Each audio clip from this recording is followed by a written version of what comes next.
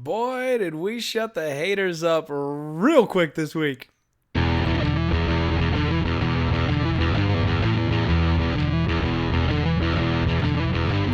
Woo!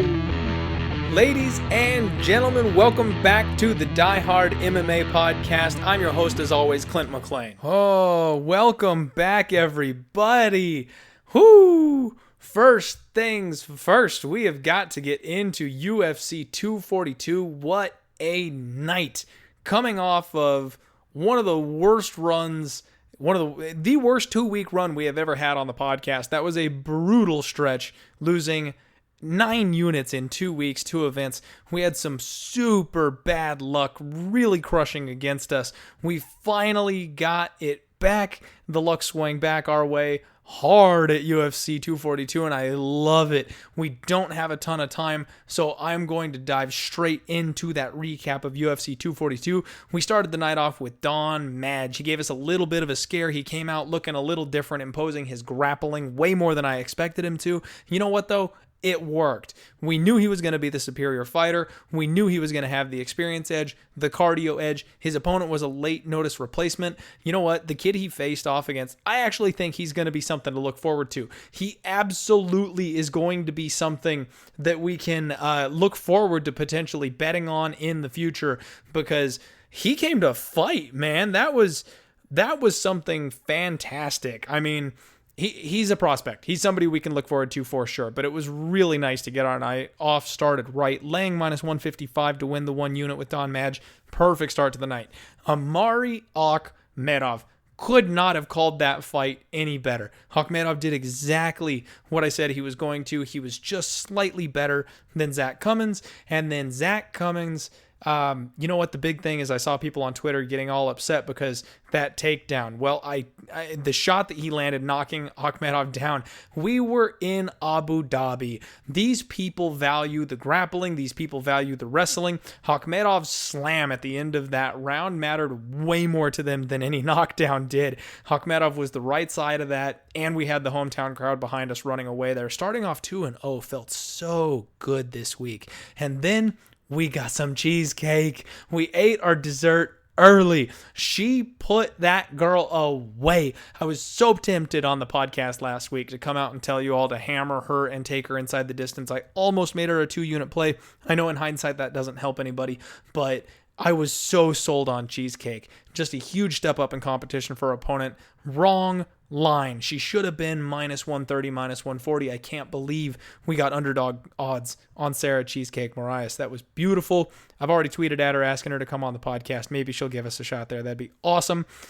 JoJo Calderwood. I know some of you are fuming right now because KGB lost that fight, and I got to tell you, the value on JoJo has been there for her last couple fights. She is always underestimated, and we got the right price, and they got the right decision. I don't care what you think. I honestly believe that JoJo won that thing 2-1. Your opinion may be different.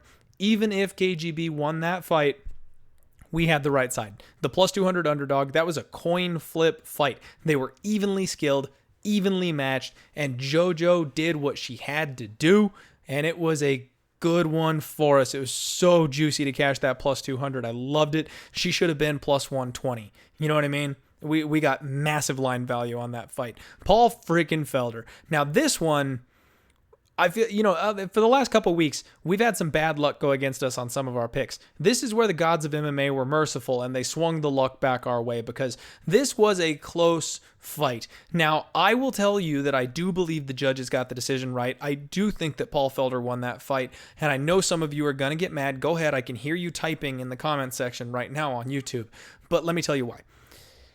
Paul Felder did all the damage in round 2. He did absolutely all of the damage in round 2. And everyone was talking about the takedown in round 2. The takedown in round 2. That won the round in round 2. As soon as Paul got taken down, he started slicing Barboza open with elbows. He cut him open. He bloodied him up. Barboza got 0 out of that takedown. Felder benefited from the takedown. He may have been on his back, but he won that battle as soon as it hit the ground. I truly believe that, and I think that it scored properly for Paul Felder. Now, neither of them should have gotten a 30-27. I'll tell you that right now. Neither of those men got a 30-27. There is no way in hell that you can see one of those guys winning all 3 rounds. I have no problem if you think Barboza won the fight. In fact, I was okay with losing that fight. When it happened, I tweeted out, I said, you know what? I think Paul Felder won. I think he got rounds 2 and 3.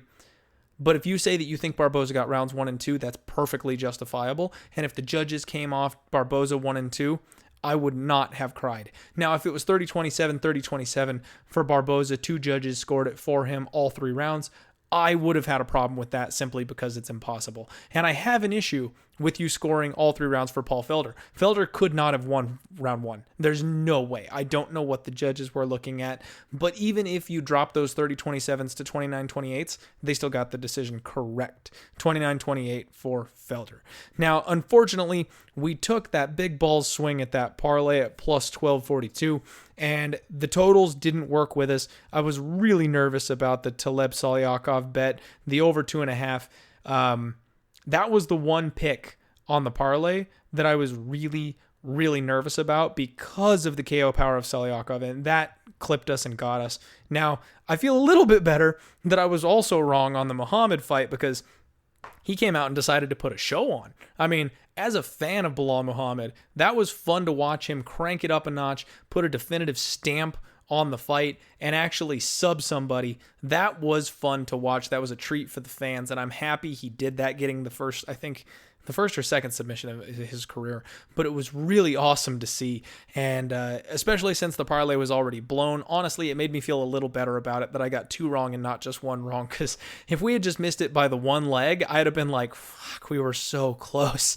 That would have burned just a little bit harder. I would have felt a little worse about it.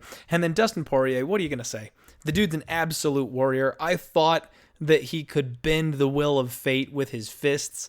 I thought he was going to get it done. And you know what? Realistically, he had more success against Khabib than basically anybody else has. Khabib was in serious danger with that choke. He had that choke in deep, and Khabib was just phenomenal enough to work his way out of it. And not only that, but he clipped him on the feet. I mean, he's not the first person to clip Khabib on the feet, but you could see Khabib was rattled when he landed that shot. So I feel like we got our shot at finishing the fight with Dustin Poirier, and maybe there wasn't value at the 326 because Khabib is just a force of nature. He's a complete beast, but I got some serious heat for taking Khabib in this fight. And I'll tell you, the plus 300, the plus 350, Dustin Poirier should not be that big of an underdog to anybody, to any man. There is a chance that he can knock out anybody. So I have no problem taking that stab with a fighter the caliber of Dustin Poirier, even when you're going against the king, the champion like Khabib, because if he had just slightly connected better with that punch, maybe he KOs Khabib. He had Khabib deep in a choke, and he really went for it. If he had adjusted maybe one more time and been able to stay a step ahead of Khabib, maybe he finishes that choke. I mean, Dustin Poirier is a world-class talent, and I'll take that kind of a line on world-class talent because this is fighting.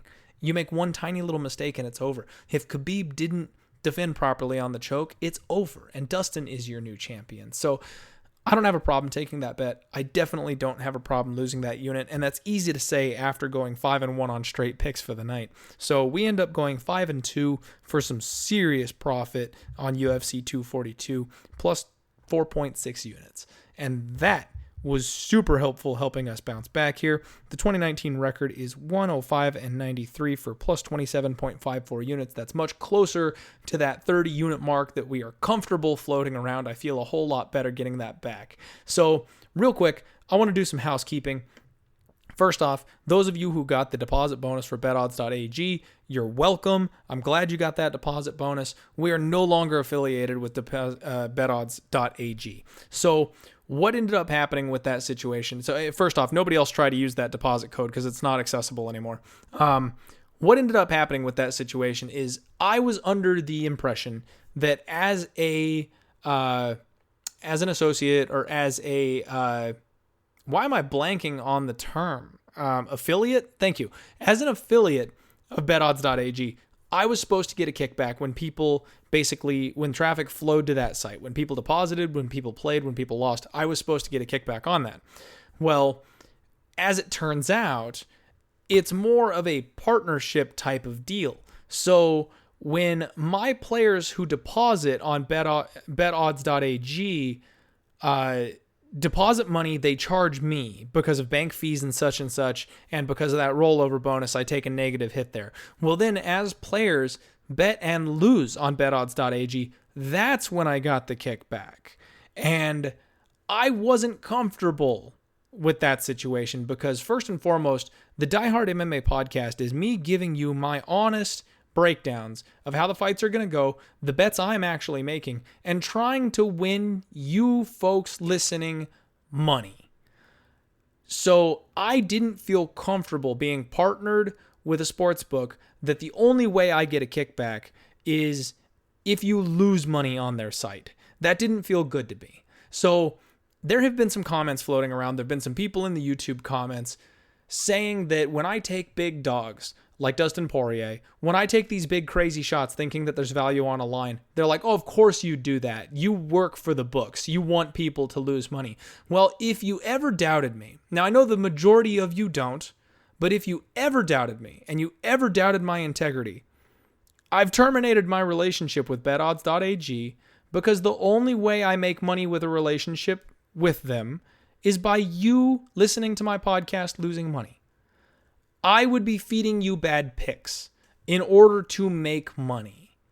And I'm not going to do that. So basically my relationship with them was detrimental because I'm trying to give you winners. I want you to go to the books and empty their pockets. I want you to double and triple up on your weekend in Vegas so you can have a damn good time. I want you to win. So don't doubt that I am on your side. Don't doubt that I'm one of the boys. I'm giving you my honest to God predictions, breakdowns, and picks, and bets. So any of you doubting me, I've ended my relationship with a sportsbook because I will not make money off of you losing money. So I wanted to get that out there, let you all know. I don't have a bad thing to say about betodds.ag. Sportsbooks are sportsbooks. That's what they do. They make money off of us gambling. That's the whole point, and it works. I don't have a problem with them having that business model, but I'm not going to be a part of it. The last thing I do want to throw out there is, one thing I try not to do is, especially with like the last couple of events where we've lost pretty badly, the picks haven't worked out our way. I definitely don't ask for tips or donations in those circumstances because, if you're tailing me, which I know a decent number of you are, you had just as bad a night as I did by tailing the picks. So there's no point in asking for tips or donations after you've come off of a losing night.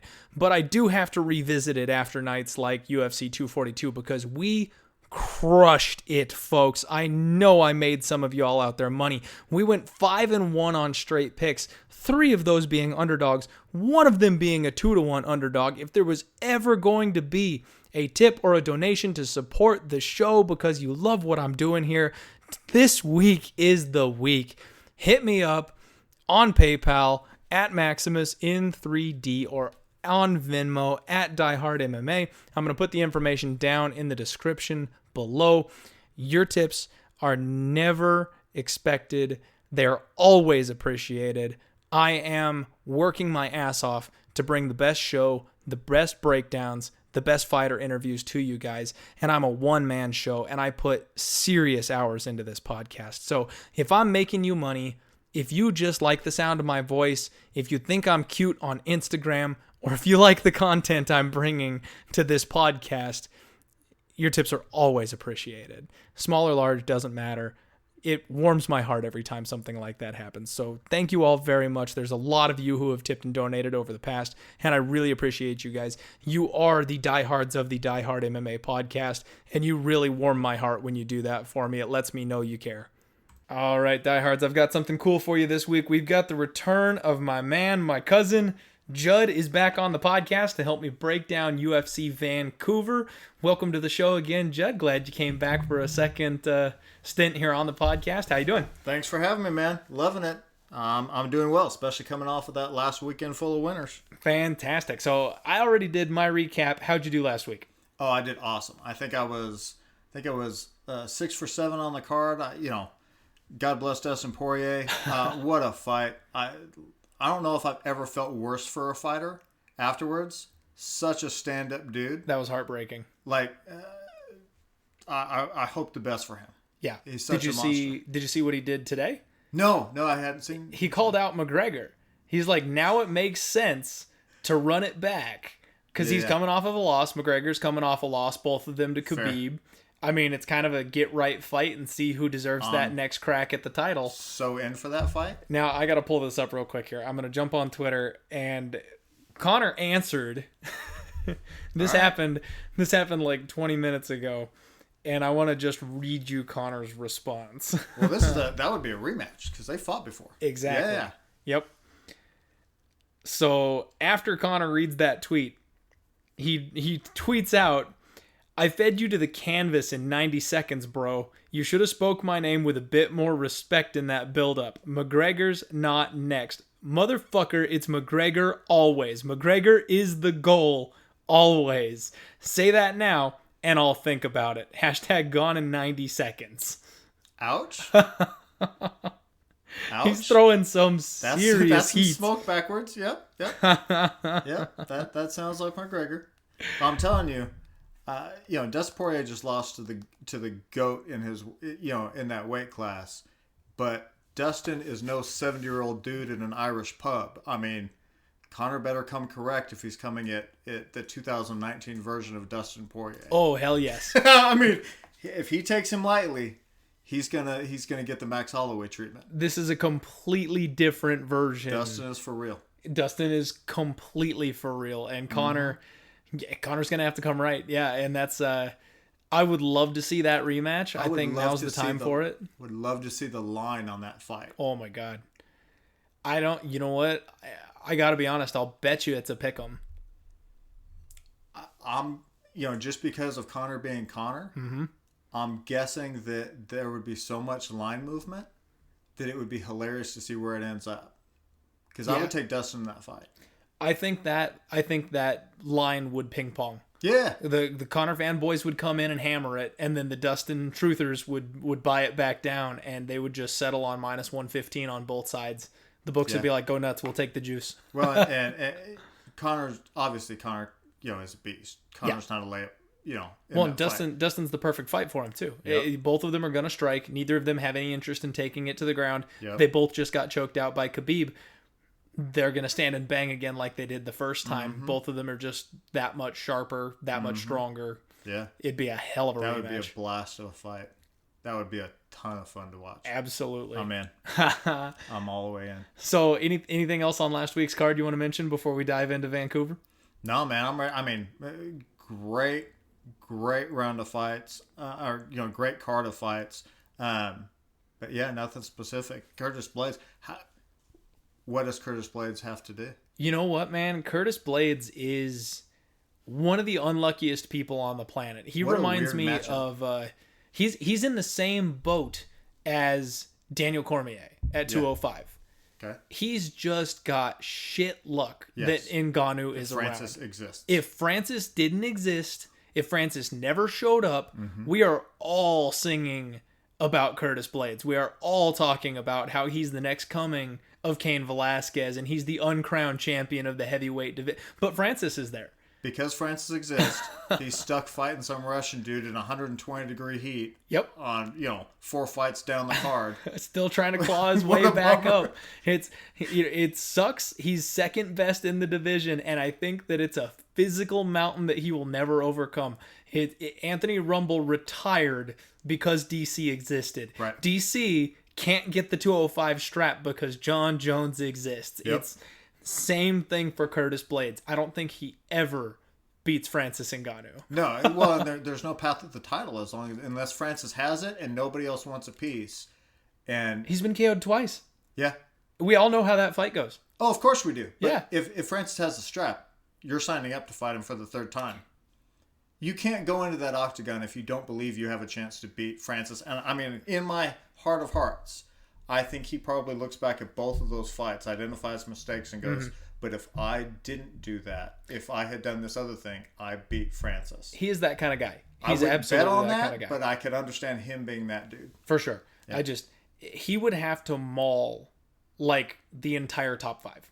He would have to beat every single top 5 contender and look at Dana White and go, you cannot deny me my rematch. And that's what it would take. Because if he wins 1 or 2, and even if Ngannou's got the strap, no one wants to see that fight. He's got to build a hype train behind him before they gift him that next title shot. It's a tall mountain to climb. Poor guy. I feel bad for him. Yep. Heavyweight is a wild, wild world. I love heavyweight. And Rumble's coming back, right? I heard that. I heard Rumble's talking about out of retirement. He started I don't training. know if maybe he was doing a little bit of his own product before he was saying that. But I'm in. Come on. He started training. He put up some videos on Instagram and Twitter. He's like first time hitting the pads in 2 years, and he's in there trying to move around and get back to it. He's going for it. It's official. 2020 Rumble returns. And at heavyweight? At heavyweight. That's the move. Dude's a complete freak. Yeah. I can't believe he ever made 170 pounds, and now he's fighting at heavyweight. That's crazy talk. What some of these guys put themselves through is craziness to me. It's nuts. But absolutely I'm nuts. in for Rumble at heavyweight. I'm all about it. Yep. He's long been one of my favorite fighters, and I stopped calling him my favorite fighter because he retired, and now he's back. So I am excited. I hope he doesn't come in too deep.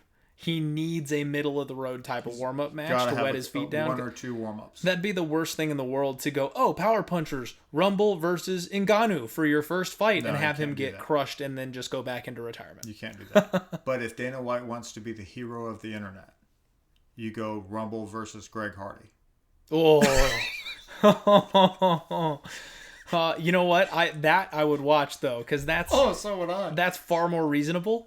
Rumble's obviously way more polished than Hardy is, but Hardy still has that threat of that scary knockout power and athleticism. Sure. That's good matchmaking. That's not bad. That's not bad. And if I'm Curtis Blaydes, I'm going, I want the winner of that. Oh. So that I can get hit, come out with the victory, and show you that I have steal that hype train. Yeah. Okay. Ride that train. That's a good move. You should get into matchmaking. I'm pulling for you, Curtis. I'm on your side, bro. All right, let's do UFC Vancouver. First fight of the night. We're hanging out at lightweight. We've got Kyle Prepa-Lich, who's 12-6 facing off against Austin Hubbard. He's 10-3. This is a fight that, I'll be honest, I haven't looked a whole lot into.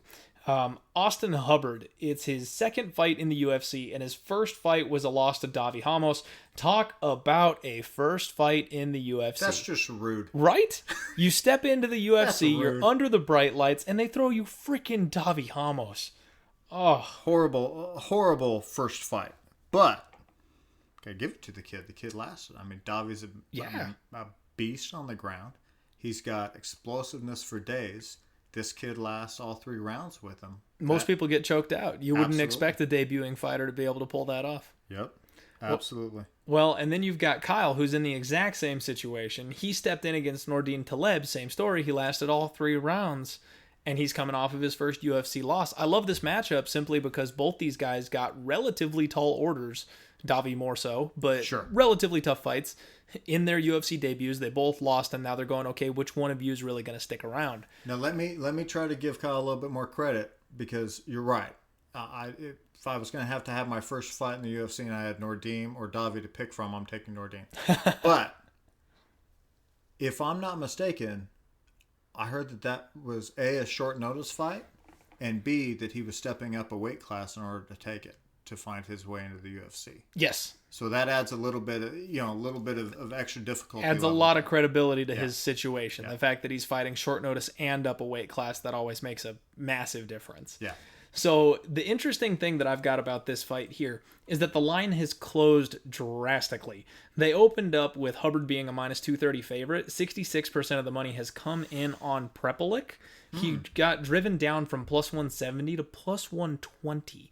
We're nearing pick'em range here on this fight. And I'll be honest with you, I don't have a whole lot to say about it, and I'm going to sit back and watch this one. This is one that I feel like this is back pocket type stuff. Yeah. I'm going to watch this fight. I'm going to grab the popcorn, enjoy myself, not sweat a bullet with my money, because really we don't have a whole lot of clue as to where either of these guys are at. And if you wanted the dog money, it's gone. Yeah. I wouldn't suggest anybody jump on Prepa-Lich at this point because the value has been pounded out of that line. If you got him early at plus 150, plus 160, props More to power you. to you. You were obviously on the right side. The market move told us we had to head that way. Now, if you do like Austin Hubbard, obviously now's a buy low spot, and I do like fading the public in situations like that, but I don't feel strongly enough about Hubbard to pull that trigger. I mean, where do you sit on this one? Yeah, the one thing that gives me question marks with Kyle is that he's got a decent record. He's 12-6, but 7 KO wins. If you take those out of the card, I don't see him knocking out Austin Hubbard. I don't know. I just don't see it. And so far, the kid is 5-6 when he doesn't get the KO. He has a losing record in fights that he doesn't knock the dude out. Yeah, I don't like that. That kind of ticks me over a little bit into the Austin camp. For if I gun to head had to pick for this fight, but I'm with you. If I'm gun to head and having to lay favorite money on it to get it, it's a pass for me. Yeah. I mean, the other thing to consider is, I'm going to probably say this about 20 times over the course of this podcast. We're in Vancouver. Canada is brutally known for robberies. Canada is like hometown ground zero. Yep. More so than almost anywhere else except maybe Brazil. Yeah. And Prepa Lich is the hometown boy. Fair. So if you're getting dog money on the hometown kid, gun to my head, that's where I would go. Simply because the Canadians are not going to lose a decision in Canada unless it's massively one-sided. So, good point. You know what, man? Straight pass for me. I'm with you. And I think we can roll on to the next one, which I'm pretty excited about, actually. Luis Smolka is back in the UFC, and I've always been a fan of this guy. He's taking on Ryan McDonald. Now, Luis Smolka is 15-6-0, and McDonald just took his first L. He's 10-1. What's your take on this one? I want to start with you. Yeah, I'm torn on this one too. I like Smolka in the fight. Based on what we know so far, and I just don't feel like there's enough to know. I don't feel like there's enough, like I have enough background on Smolka to lay the wood that you'd have to get him. And Ronald McDonald, he may be an up and coming kid. Don't know. We've got to see him one time against Chris Gutierrez, which just not horrible, but not enough there for me to feel confident in picking the kid over a guy who's as established, if not super successful, as Luis Smolka. My guess would be that Luis Smolka wins this fight. If not, kudos to Ryan. And I, may have more faith in him in the future, but not super excited to bet this fight one way or the other. Yeah, man, I'm kind of with you there on this one. Luis Smolka opened up as a -230 favorite. That's been bet down a little bit, most of the money actually. So we've got a reverse line movement situation here where 39% of the money has come in on Ryan McDonald, and the line has shortened just a little bit, 61% coming in on Smolka, but he's now down to about -220. You can find him -210 in spots. So the more significant money is coming in on Ryan McDonald. I actually came into the podcast tonight expecting to tell you that I wanted to bet Ryan McDonald.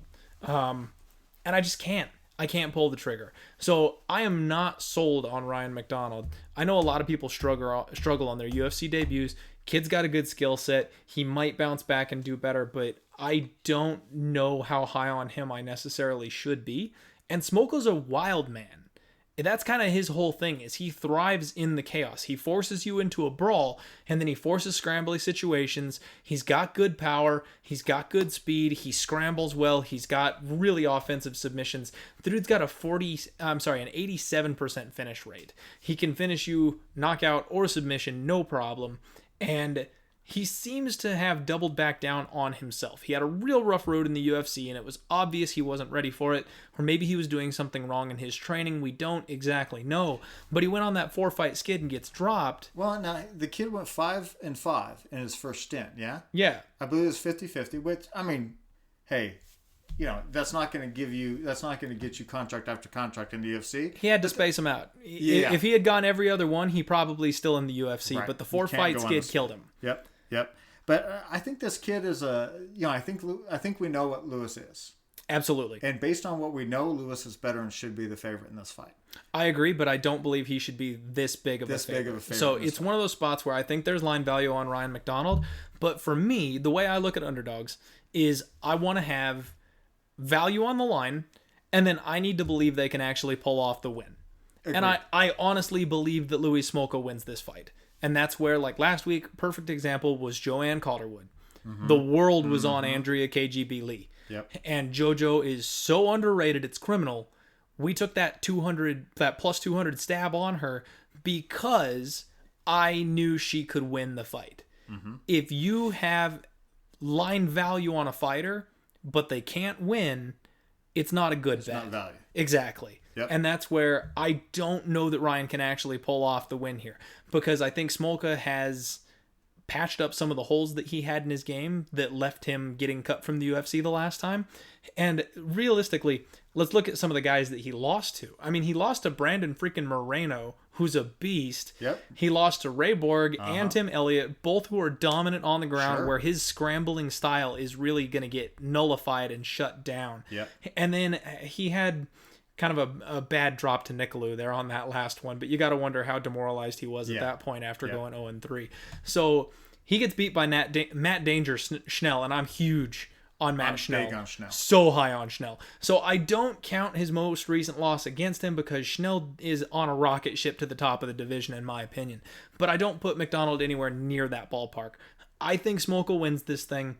It might get hairy, though, and I especially don't want to lay the wood. If he's not going to put McDonald away, if he's not going to finish him, I don't want to lay that kind of wood. Yeah. Yeah, I'm with you. And I actually do wonder, I'll probably take a look at the props closer to fight time, because if I had to gun to head, had to put a guess on what happens in this fight, I'm not opposed to taking a look at Smolka by finish. He has finished 13 of his 15 wins. If I think the kid's got an advantage in the fight, 13 out of 15 times he takes an advantage and finishes the fight. Yeah.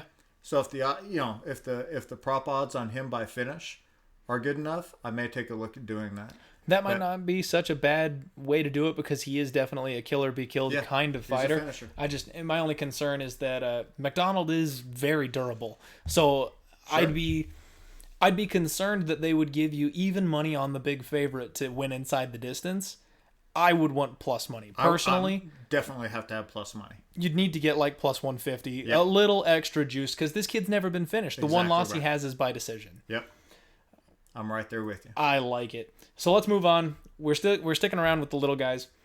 We've got Chaz the Scrapper Skelly. He's taking on Jordan Griffin. Jordan Griffin is 17-6-0, and then Chaz is 17-4. This is another pretty good fight, but yet another one that I am just not that big a fan of. So Chaz Skelly so far in the UFC has impressed me.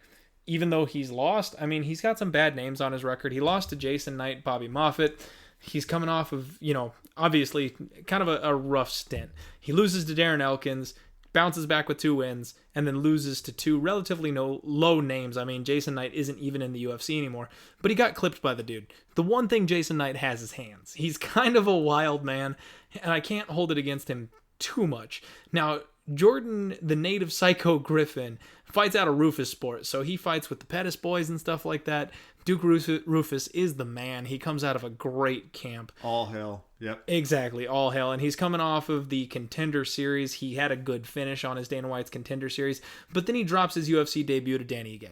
Now, again, that's another fighter that I'm relatively high on. Dan Ige is a guy that we were on, I think. Or, you know what, actually, he was a lean that I was upset I didn't bet. That's what happened the last time, because I wanted to bet him, didn't pull the trigger, and then he kicked some serious ass. So I was very frustrated by that. But this is a real measuring stick for where is Jordan Griffin going to be in the UFC. And it's another one that we've got a complete flip in the line here. It opened up with Chaz the Scrapper Skelly being a slight favorite. He opened to -130, and he's been bet up to all the way to +125. So complete reversal of the line in this case. And I'm not sure what I'm supposed to do with that, because I do ever so slightly favor Skelly, but I'm a little afraid of that line move, man. The amount of money that's come in on Griffin has kind of killed that for me. Oh, wow. So Skelly's odds going in your favor are turning you off of the fight. Like there must be somebody see something that I don't see, kind of a feeling. Exactly. Okay. I do not have a very good feel for either of these fighters, which that for this undercard. Now, I know for the people listening at home, the podcast hasn't been ultra intriguing as far as my breakdowns of the fights go so far. And that's because these 3 fights to start the night off, I am not comfortable with. I don't have a whole lot of I don't have a whole lot of information, and especially in this kind of a case, I lean one way. The market has told me that I'm wrong, so I'm like, all right, I'll just sit back and watch that. These are blind date fights.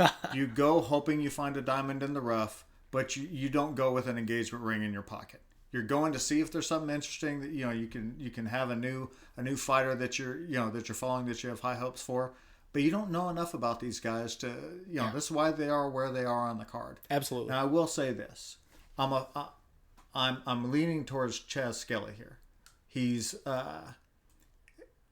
there's something about guys who look like they were put together with random parts from other people's bodies that I just have a soft spot in my heart for. And he looks like one of those guys that could live in the weight room and it does nothing for him. And he's fighting a guy who looks like if he passes a weight room, he adds, an extra ab. But Chaz Skelly has some abilities here. I mean, his first 2 losses were just some legitimate names. He's been on a skid here that's not near as impressive. But his first 2 losses were to Mirsad Bektik and Darren Elkins. That doesn't do anything to dampen my mood on the guy. And that was 2016 Elkins. Yeah. That was Elkins before he got broken in the wars. Exactly.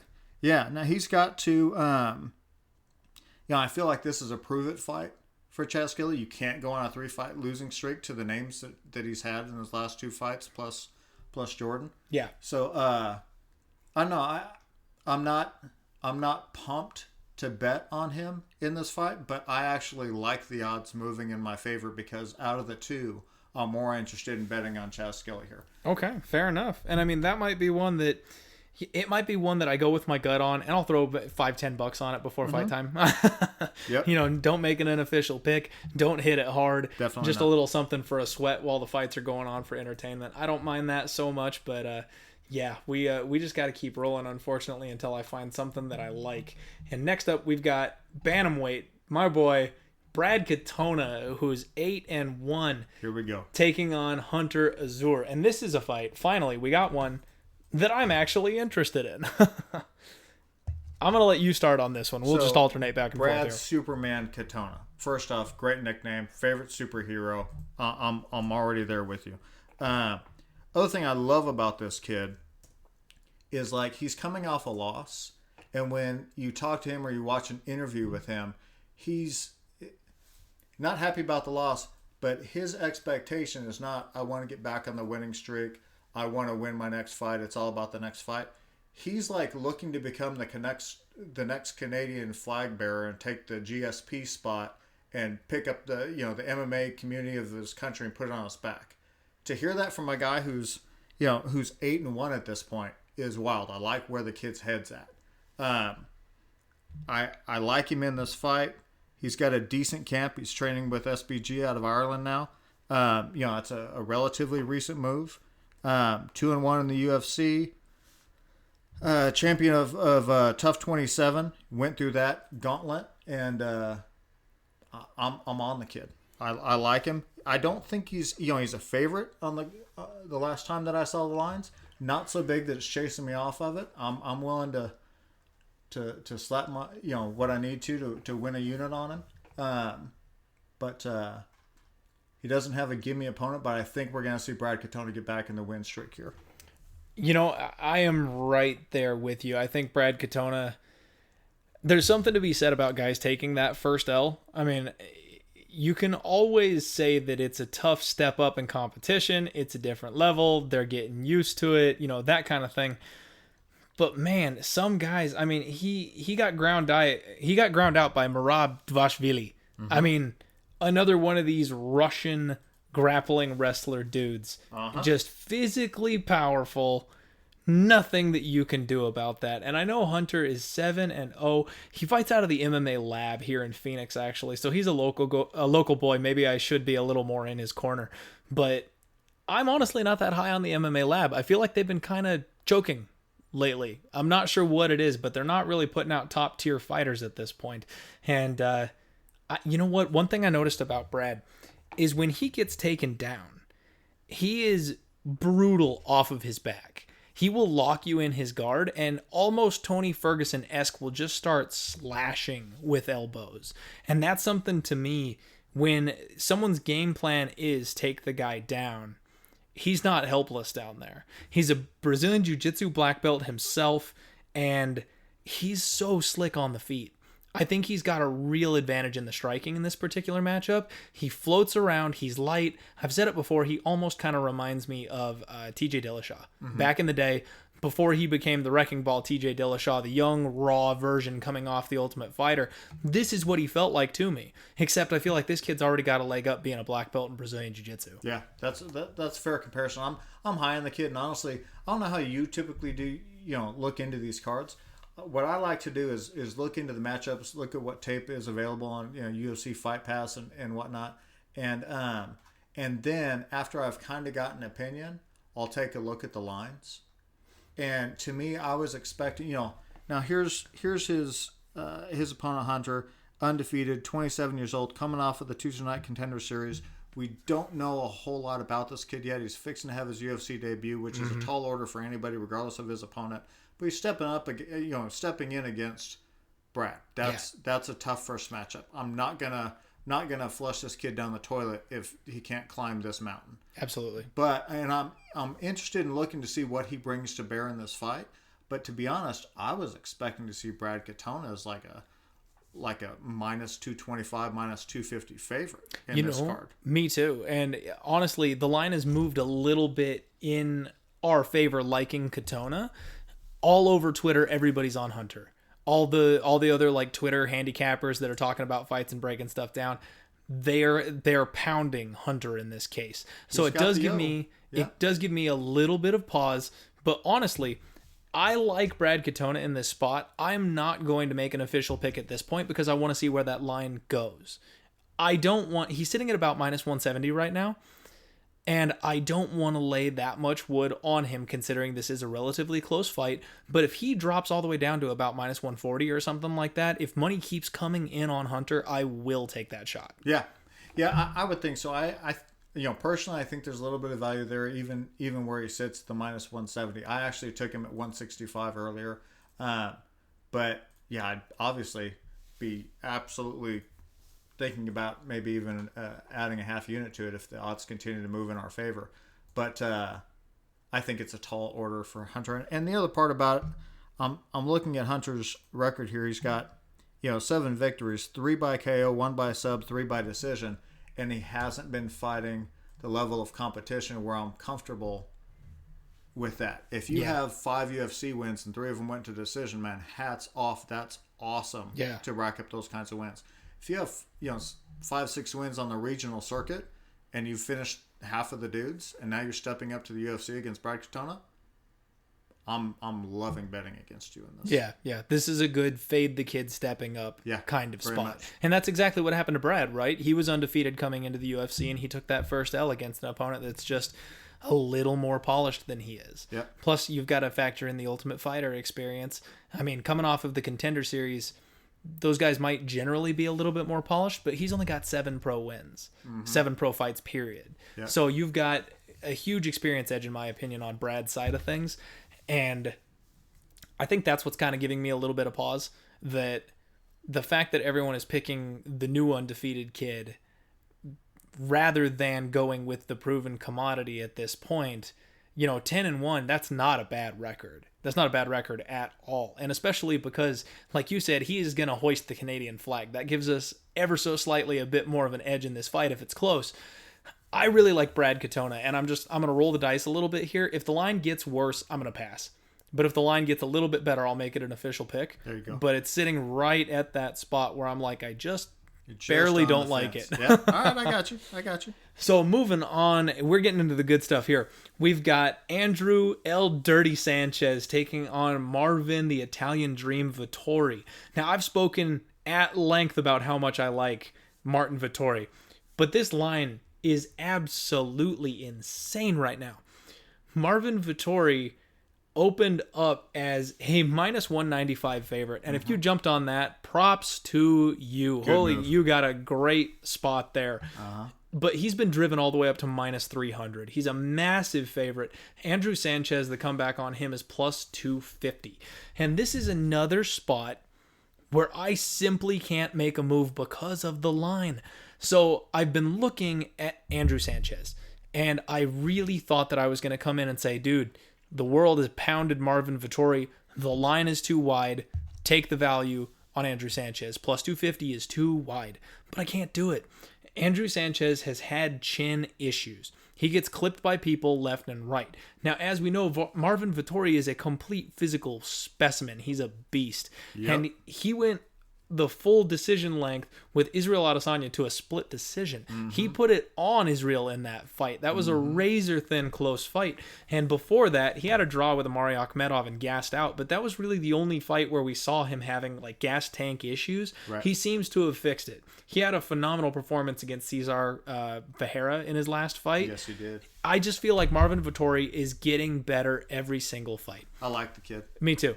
Absolutely love this kid. The one thing, though, that I found interesting is he's actually coming off a USADA suspension. Yeah. He unknowingly took Osterine. And it's funny because he got a 6-month suspension. The only reason he got 6 months is because they completely believed him that he did not intentionally take it. A interview with Jeff Nowitzki, the golden snitch, the guy that does all the drug testing, he said that, first off, it makes no sense for a professional athlete to take that drug. And if they were taking that drug, in order to get any kind of benefit, there had to be more in his system. So the trace amounts that they found in there, they were like, no, you didn't do that on purpose. Yeah. Because if you did it on purpose, there'd have been 5-6 times the amount of what was in there. Fair. You would have been taking it. Mm-hmm. So even though he's coming off USADA suspension and some people might take that and run with it, I don't think that matters in this case. Andrew Sanchez has moved over to TriStar, and he looked better in his last fight. He messed me up on Marc-Andre Barrial, really pissed me off, because in that third round, he was supposed to gas out, and he was supposed to leave his chin open, and Barrial was supposed to crack him and put him down. Just flat didn't happen. Yep. I feel like if you gave Barrial an injection of awesome, that's Marvin Vettori. Yep. Yeah. It's a very, very similar fight. So honestly, that's kind of what I expect to happen in this case. And even if Sanchez's gas tank is improved and he's able to out-grapple Vettori over the course of those rounds, it's going to be close. Vettori's underrated on the ground. He's not bad on the ground. Agreed. And I just think he's too physically strong for Sanchez to hold him down. And that's Sanchez's whole game. Well, and this guy, Vettori went the distance with Antonio Carlos Jr. I'm not scared of Andrew Sanchez's ground game with that and his, having run through that fire. And I agree with you. I think his ground game is underappreciated. Yeah. Partly because he doesn't appreciate it. He does in the training room probably, but he's in there to throw hands. Bite down his mouthpiece. He'll take your 3 to give you 1, and he's not going anywhere. Pack Absolutely. Your lunch when you fight my man Vettori. Kid's got a chin. Absolutely. Sanchez is coming out of TriStar Gym, if I'm not mistaken. He moved over to TriStar. Yeah. Right before the Barrial fight, he made the move. And honestly, it showed. It was a good move for him. The USADA suspension for Vettori, I'd be more concerned. Whenever I hear that, if we're talking about a guy who's in his mid-30s, it gives me more pause. Vettori's 25 years old. It's not as if he's had an inflated career pumped up off of performance-enhancing drugs, and now he's got to figure out where to go in the world. He's not going to shrivel up like Vitor when he comes off the juice. No, this is not, he's not that guy. I like Vettori in this fight. I'm very interested in watching this fight because I think I think what's going to happen is we're going to see that Vettori is who we think he is. We're going to see him, win this fight and move on and probably get a shot at somebody in the top 15. And I think there's some names in there that he can hold his own with. I think I think he's an interesting up and coming fighter. But I'm in to watch the fight, and this line is not where I feel comfortable getting involved personally. Absolutely. I would absolutely have loved to play Marvin Vettori if even down at like the -200, -225 range, that would be a perfect spot for one of those parlays I do where we bring the price down a little bit. And I may still even want to pull that move at -300, but I've got to find another favorite on the card that I like enough to pull that kind of a thing off, because that's still going to be laying some juice, man. Yeah. The thing for me with Sanchez is he has to be able to physically impose upon his opponent for his game plan to work. I know over at TriStar he's going to be working with better brains, and he may have a better, well-rounded. He might be good to go for this fight. You know what I mean? Mm-hmm. But that doesn't mean his gas tank is going to hold up. And if gas tank doesn't hold up, you can't push Marvin Vettori around. You simply cannot out-physical this guy. No, I don't see Sanchez doing it. I'm with you in that I'll definitely be looking for a parlay to match Vettori with. I may or may not find one that I like. It is a tough hill to climb when you start at negative 300. But I'll tell you what, there's nothing that makes me look for something to bet on like a UFC card. There's nothing more fun to bet on than mixed martial arts. Absolutely. It's just a blast. Yeah.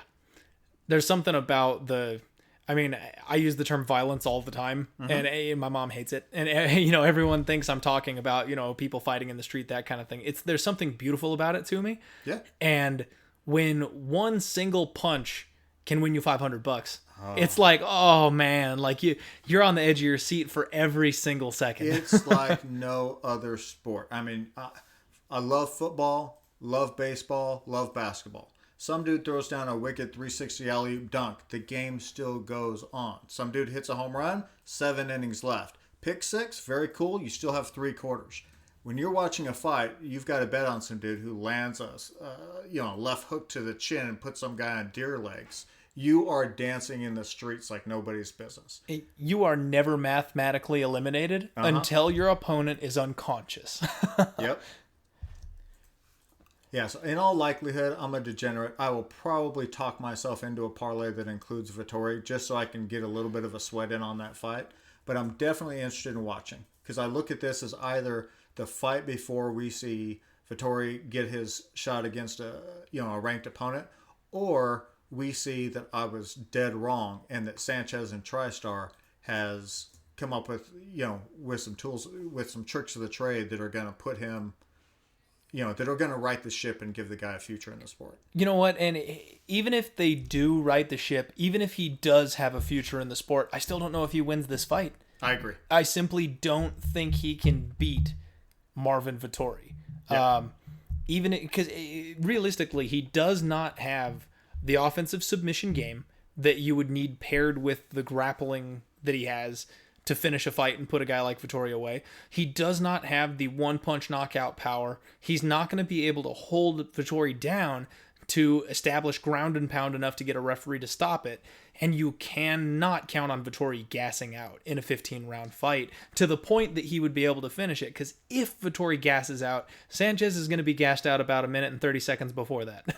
There's a bunch of dudes that I feel like if they get in there with a grappler who can put them up against the cage and wear on them and have them carry their weight for a little bit, whether they're taking them down or just have a body lock and they're leaning or whatever it is, you can wear guys down. Vettori's that young kid with power, with a powerful build that strikes me that he's the type of guy that if you try to wear on him, you're going to wear yourself out trying to put yourself in those positions. He's a wall. He's a brick wall that you're going to try and take down. Just a stud of a young kid. I'm high on Vettori. I expect this to be the last time we see him fighting against somebody without a number in front of their name. I agree. And I think, honestly, it was probably a good little reprieve for him because after fighting against Israel Adesanya like he did, they could have deep-ended him. They could have immediately sent him into the top 10 with that kind of a performance. We could have seen him against Uriah Hall. Exactly. I think that would be a decent matchup. It would be. But I'm so happy he got 2 or 3 extra fights to really develop because I think he can be something in this division and he's headed the right direction. He's 25 years old. But they might have pulled a till on him. You know what I mean? Yeah. He could have been too deep too early and just never been allowed to take that step back. That's I'm fair. so happy that he got a couple of other fights that were at the appropriate level for a kid his age. Yep, I'm with it. So next up, we're headed we're sticking around the little guys. We're headed on back down the scale here.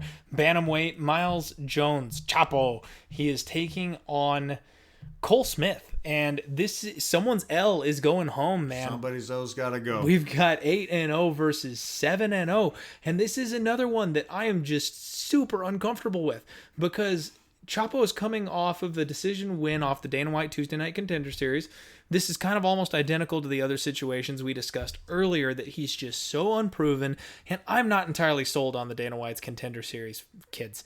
The first 1 or 2 seasons, it's almost like the first 1 or 2 seasons of The Ultimate Fighter. They were getting the cream of the crop that was out there, and if they came off of a finish or a big win on the Contender Series, they were ready to at least go into the middle of the UFC pack, right, if not a little closer to the deep end, and they were able to hold up.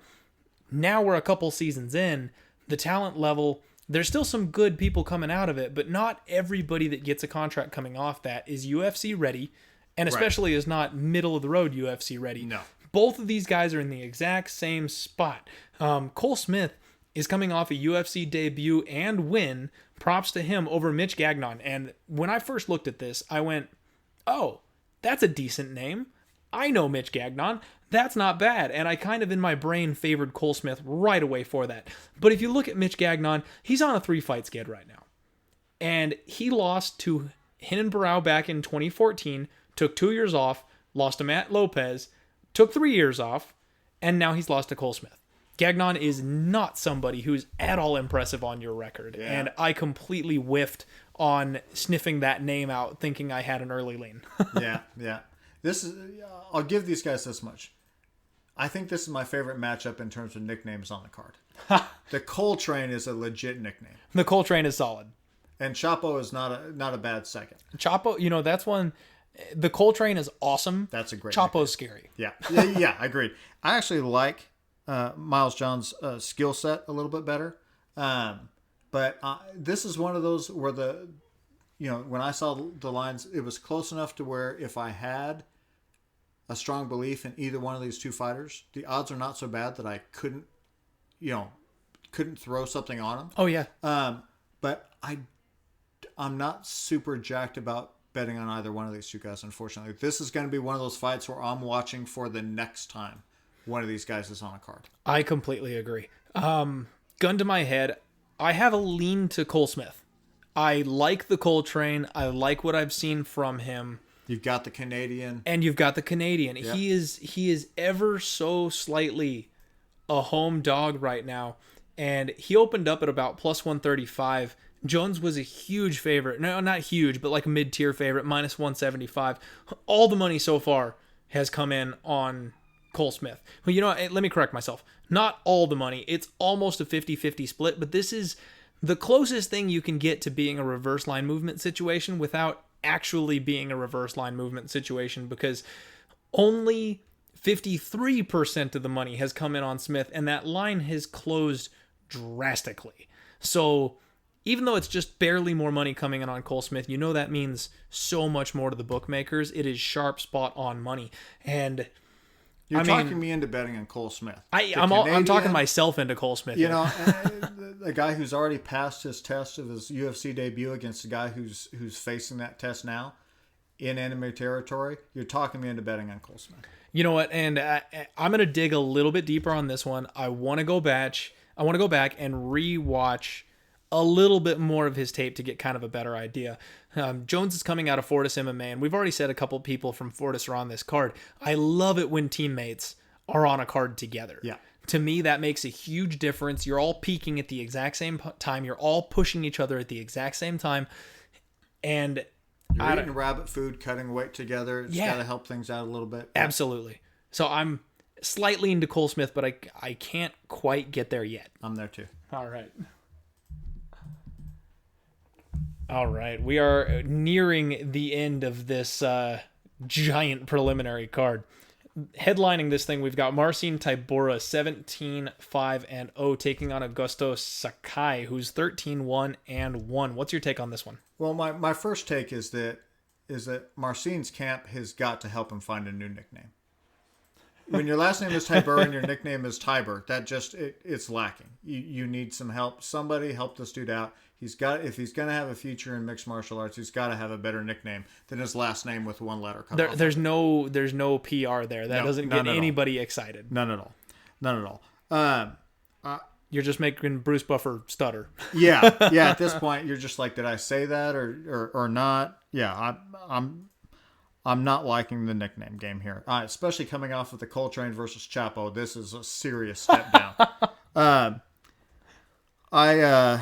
Marcin is a dude. He's a legitimate fighter. He's 4-4 in the UFC. He was 13-1 prior to coming in. He's got 3 L's, one of them to Curtis Blaydes. We already talked about how awesome Curtis Blaydes is, so that's not too big of a scratch. If I'm not mistaken, he also lost to the guy that Curtis just beat. So, I mean, he's not losing to no names. He also lost. Well, he lost to Derek Lewis and to Fabricio Verdum. Yeah, the guy's losses don't make him look bad. No, those are top tier names, even if you're losing. Now, I've got a problem when you're only winning the last 2 years is against Stefan Struve at this point. Absolutely, Stefan Struve has been shot for so long. That's not at all a name that you can hang your hat on. If you're not beating Stefan Struve in the UFC's heavyweight division, who are you beating at this point? Exactly. Now, he's his opponent, 5 years his junior, coming out of Brazil, 13-1, 2-0, in the UFC after coming off of the Tuesday Night Contender Series. Last fight was a decision win over Andrei Arlovski. Not horrible. It's not the prime Andrei Arlovski, but hey, it's still better than an L. I think this is one of those fights that either is going to be a rebound fight for Tybura, or it's going to give Augusto one more notch in his belt on his way up. I personally am leaning towards Augusto Sakai in this fight. I absolutely love the way that you broke that down. You did your homework, coming in with some serious stats on this one. All my former students out there, I do my homework. I like it. So Marcin Tybura opened up as a -135 favorite, and they didn't even want to give you dog money on the flip side of this thing with Augusto Sakai. He was a -105. The thing that's so weird to me on this one is it's a 64% amount of money that's come in on Sakai, 36% on Marcin. And it's closed down to almost a pick'em, and it seems like the market is kind of unsure of what's going on. At Pinnacle, you can get Augusto Sakai at +106, and that's... You move right back over to 5 Dimes, he's -105. At Bookmaker, he's -110. Then you can get even money on Bovada. Like, it's bounced around all over the place. It almost seems like this is one of those weird spots that the books aren't really paying attention to each other, and it kind of matters what money they got at their specific book because the lines are varied enough, with a couple of them still having it as a -110, pick 'em even money type spot, and then some of them don't want to give you the dog money, and then a couple of them will give you just a little bit of dog money. It's kind of a strange spot, in my opinion. But I completely agree with your breakdown here, and honestly, I think Marcin Tybura is broken.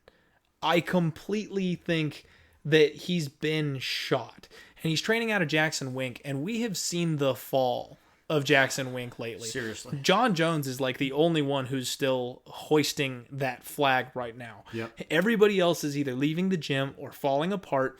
When you are 1 and 3 in your last 4, 2 of those coming by brutal knockout against Shamil Abdurakhimov, who I've been on record a couple times saying that I'm not the biggest fan of. The fact that he iced you. And then before that, you got blasted by Derek freaking Lewis. There's no shame to be getting knocked out by Derek Lewis.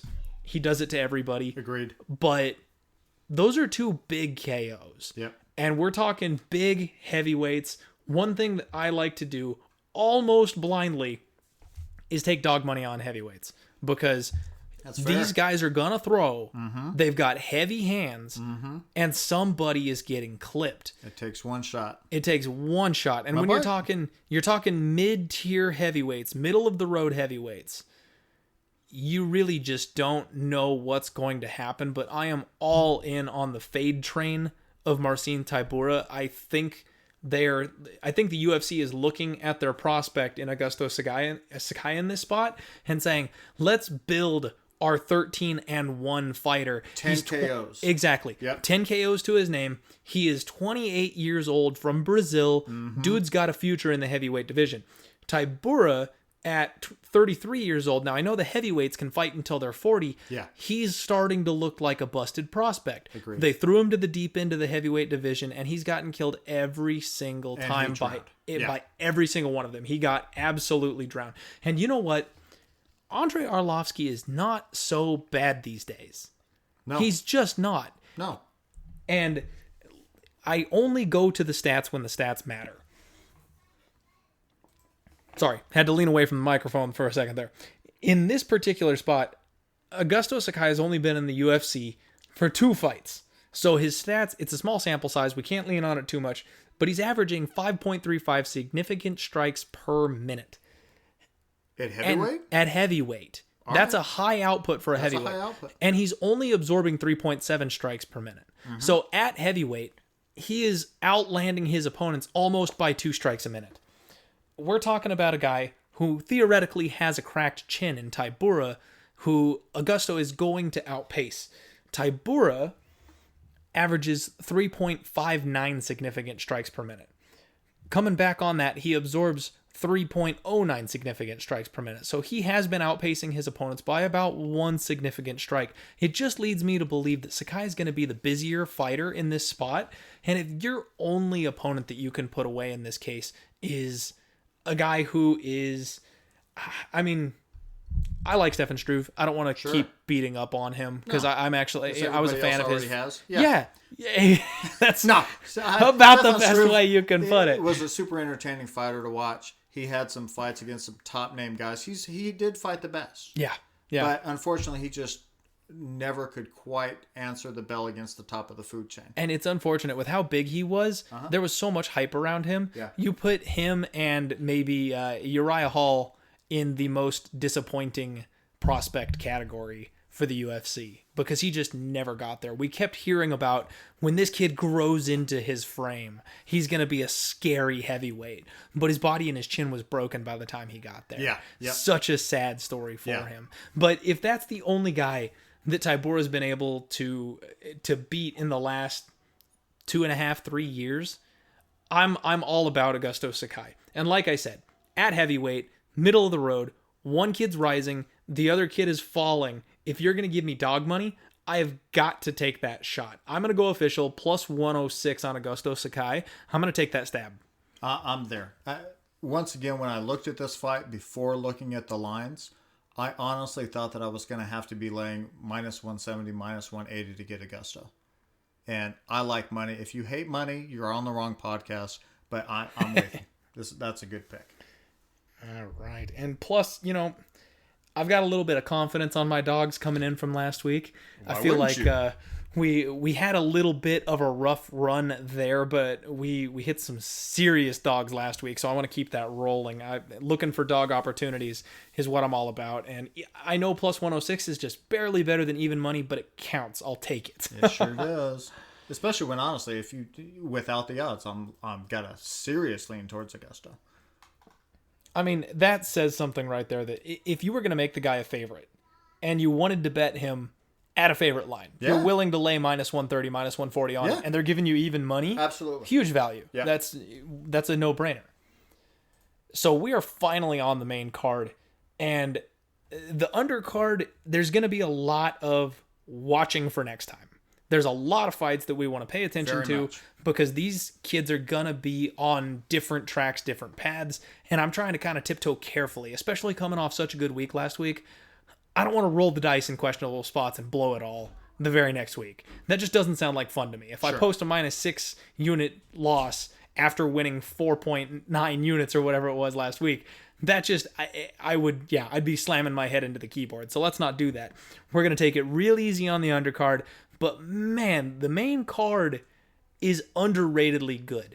The main event is a pay-per-view level fight. Absolutely. And then there's some damn fun fights just right below it. This is one of those cards, if you're a casual fan and you've got to see a name like Connor or Ronda or one of these names on the card, otherwise you think it's a weekend to skip, then once again, you're probably on the wrong podcast. But this card is an interesting one. You've got a lot of guys on a crossroads fight, if you will. Absolutely. You got a couple of fights where you got guys going, man, this guy's, this may be walking papers fight for this dude. There are several of those on here. And you've got the Coltrane versus Chapo fight that somebody's always got to go. There's some interesting fights, if not top of the food chain, pay-per-view by names involved. But I'm super interested in these fights, especially coming off of the last couple of cards where you had to be un-American and be up at 7:30 a.m. in order to pay somebody else money to watch fights on a Saturday. Yep.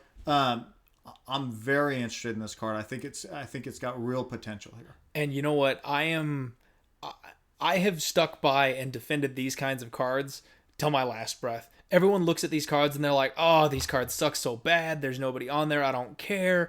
And then as soon as the fights are over, what a card that was. That was so good. It's because these are young, hungry fighters. It's because these are fighters with their back against the wall. It's because you're taking two undefeated kids. You're throwing a bone in the middle and you go, who wants it most? These are the kinds of fights that even though there's not that name value, there's action value. These fights generally end up blowing up. And with the kind of output that some of these fighters have and the skill sets that they have, this one should be a good one. And kicking us off, I am so stoked for this fight. We've got Misha Cirkunov taking on Jim the Brute Crute. We're back at the big boys. 205, my personal favorite fighting division. I love the light heavyweights. Oh, Cirkunov is 14-5-0. And of course, there's that whole story about Dana White coming out and saying they're out of the Misha Cirkunov business. Well, he got signed right after, came over and got rolling in the UFC. And Jim Crute, we've only seen him for 2 fights since he had a dominant fight on Dana White's Tuesday Night Contender Series. He's one of those early seasons. He's a season 2 kid that I was talking about. I'm going to let you lead this one off. What do you feel on this one? I'm jacked for this fight. I'm 3 times as jacked to watch this fight as I am to bet on it, to be honest. Don't feel like I've got a great read on how these two are going to match up. You've got Misha 14-5, 5-3 in the UFC. He lost to 3 no-names like, Volkan Ozdemir, Glover Teixeira, and Johnny Walker. No names. I've never heard of any of them. Now, he's got wins over Pat Cummings, Nikita Krylov. Solid, decent names. But you kind of get a sense that we might have figured out where Misha belongs in the food chain here. At 32 years old, I'm not expecting to see him, recreate his rise to the top, if you will. But he's a solid dude. Trains out of Extreme Couture. You either finish him or you lose, basically, with this guy. Yeah, if you can't finish him, you're screwed. Now, the Brute, on the other hand, nickname fits. 2-0 in the UFC after contenders, like I said. Got a win over the Bear Jew and Smiling Sam Alvey. Those are 2 nice names to rack up in your first 2 UFC fights. Not only win, but finishes. Yeah. He stopped both of them. And Paul Craig, I'm higher on the Bear Jew than most. He subbed him. Yeah. You're going to knock out Paul Craig to beat him. No, this kid stepped in and submitted him. That's Paul's world. Yeah. Yeah. I can't figure out if this is going to prove to be a little bit too fast, too soon for the Brute, or if this is going to be the third fight in creating the hype train that we're all going to watch this kid rise on. So this is the first fight on this card that I made a move on. I tweeted out earlier in the week that I took Jim Crute at -113. And what blows my mind is that just today, Jim Crute hit plus money. Oh, wow. I tweeted out, I'm on Crute at -113 because I could not fathom that line going any further south. I was like, no way is he going to hit dog status. Even right now, this is another one where the market's a little mixed up. At Bookmaker, he's -124. He's the favorite over there. But you can get him at -104 still at Pinnacle. You can get him at -105 at 5 times. So if you're listening to this podcast and you don't follow me on Twitter, this is one of the few times that will pay off for you. Because usually I beat those line moves. Yep. He opened up as a -145 favorite and money poured in on Misha Cirkunov. And I don't understand it. I do not, for the life of me, get why people are betting Misha Cirkunov in this case. So, yes, Misha Cirkunov has fought a higher level of competition. Definitely. You rattled off the names that he had. But you know what? He's been TKO'd by every single one of them. Yep. It's not... It hasn't been competitive. They've all been first round finishes, and every single one of them has shut the lights off in the first round. And the thing with Cirkunov is he is more of a grappler than he is a striker. And we saw that in the Patrick Cummins fight. He returned the favor after those first round finishes on poor Pat, that Pat, a guy that wants to come in and wrestle with you, found out you don't wrestle with this dude. Yep. He got completely out physicaled and then choked out in the first round. Now you hop back on over to Jim. Kid's he's 10-0. He's undefeated still with his first 2 UFC fights coming up against, like we said, Paul Craig and Sam Alvey. That's names. not a bad first stint. Great names. They're not too high up the chain. No. But they're respectable starting names to your career. Yeah. Definitely so. At 23 years old, I'm actually I've convinced myself that I'm gonna jump on the Crute train. At 23 years old, I think this kid's got a serious future. I have respect for Misha. I don't think that Misha is going to be the hurdle that's going to knock Crute off of his path. I completely agree. And one thing that I think people are counting out, I assume the money is pouring in because people think that Crute doesn't have the KO power to shut Misha off, which means that Misha will likely get him on the ground. Crute's a brown belt. People have no idea how sick this kid is at Brazilian Jiu-Jitsu. And people have such a bad opinion of Paul Craig that they're like, so he subbed Paul Craig, big deal. Undersold. Paul Craig is a legit submissions guy. Like, submitting him is no joke. Being a brown belt, the size of the brute is no joke. He's got a solid gas tank, and believe it or not, he's actually got decent power. So if this turns into a grappling fight, I do not think he's going to be the fish out of water that people think he is. I think he's going to be able to hang with Cirkunov when it comes to that, and I think that he's going to be able to crack Cirkunov's chin just like everybody else has. Now, the secret sauce that I'm going to mix into this whole thing is that a lot of people don't know Crute has been down training with Robert the Reaper Whitaker for his fight with Izzy. Wow. Yeah. So he's been training down there with one of the meanest champions. I like to hear that. Yeah, that's some high level training shit that he's got going on down there. I like to hear that. Yeah, I do wonder. I'm sure everybody has their own perspective. I would give a fighter a lot more credit for for getting dumped in the deep end of the pool before they were ready to handle it. If they were able to hold their own a little bit. You get dumped. I mean, I named off the names. Those, the three names that he lost to are not bad losses to have. But in combination, in the three fights, he lasted under 4 minutes with the three guys. Exactly. It wasn't even close. No, he did not belong there. He simply didn't. And I'm not convinced that he came out of there with anything that, that would be helpful to him. He may be a broken guy. He just might be broken. I completely think he's broken. I think he's going to be fun in spots where, like poor Pat Cummings, if they can throw him the right level of talent, he'll be able to still thrive and have a career. And he's obviously a fun fighter. He's a fun finisher. But the Brute is not that kind of guy. And by the way, we're talking about nicknames on this podcast. The Brute is such a good pod. It's such a good nickname for this guy. That is how he fights. He's another one of those Marvin Vettori brick walls type fighters, in my opinion. Just physically strong and imposing. And I don't expect him to get pushed around here. I know Misha Cirkunov is athletic. I know he's tall. I know he's explosive. But he's not... Even, let's say Misha Cirkunov gets the takedown.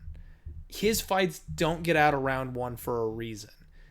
Crute is a legitimate brown belt in jiu-jitsu, and he is not going to just go away when this thing hits the mat. Right. So I don't expect him to give up some kind of an easy submission to this guy.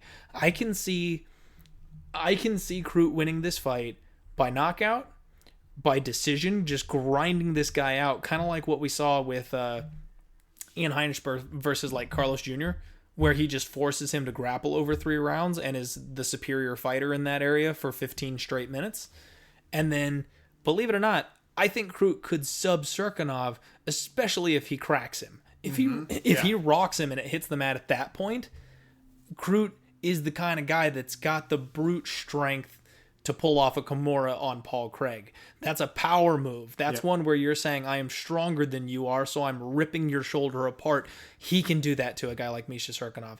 I only see Misha Cirkunov's path to victory being a submission over Jim, and I don't think it's going to happen. I'm all in on the Brute in this case. We may be watching the Matt Hamill level fight for John Jones as we're watching Jim Crute here at the beginning. The kid is super young to be mixing it up with this level of fighters in the UFC at the light heavyweight. I definitely hope it's not too much too soon for him. I don't think it is, but he's one of those guys that I forget how young he is. Yeah, super young. So next up, we've got ACJ Antonio Carlos Jr., speaking of which, taking on Uriah freaking Hall. What do you make of this one? This one had me doing laps. I'm very interested. Again, undersold fight. These guys don't have names that are going to sell pay-per-view events, but this is a legitimate matchup. Very strong grappler against somebody who was born with cheat codes like nobody's business. I mean, everybody who knows the name of Uriah Hall saw his knockout with spinning kick again, on the Ultimate Fighter, one of the sickest in the history of mixed martial arts. Absolutely filthy spinning kick. Just ridiculous. Explosive, 4 days, can get into his own head a bit, 14-9, trains with Extreme Couture the last time I was aware. He's actually moved out to Fortis. He's moved to Fortis. All right. He seems to have one of the big things for me that's causing me some pause on this fight is that Hall appears to have turned that mental corner, and he's kind of doubled back down on his MMA career at this point. He's 35 years old, so he's getting to that point where he is going to be winding down a little bit, but we just saw a guy like Derek Brunson at that stage add a couple new wrinkles and show up in a fight we didn't expect him to get there. Hall's that guy. Hall's that guy that you were just waiting for him to, for the tread to connect to the road, and then you knew the dude was going to be able to sprint forward if he could get out of his own way. He's 12-4 in fights that didn't go the distance. He's 2-5 in decisions. That's not awesome if you can't finish the fight. I don't know. I lean towards, when I hadn't looked at the line, looking at the record, looking at the tape, I lean towards I could see it being more likely that Antonio Carlos Jr. comes away with this victory. Then I looked at the line, saw Uriah was a plus 170 at the time. I was going, I'm getting closer to where you could talk me into plus 170, but I do think you're getting that puncher's chance pricing. You're getting that puncher's, kickers, kneers chance. But I do think that Antonio Carlos Jr. has the game. He's got decent fight. He's got good fight IQ. I seriously doubt he's looking to spar with Uriah Hall and see who can be the niftiest spin kicker. Yeah, and that would be a horrible game plan. Oh my god! And that's when I was studying the tape on this one. That was a big point for me, is that ACJ does not just Damian Maia for the takedown. Right. He does not sell out for the takedown. Right. He likes to play with his food. Mm-hmm. He stands and he strikes for a bit and tries to set up the takedown. Mm-hmm. And this is a dangerous game to be playing with a guy like Uriah Hall. This is a super interesting fight. I'm jacked to watch it. Once again, one of those fights where I'm so interested in watching it.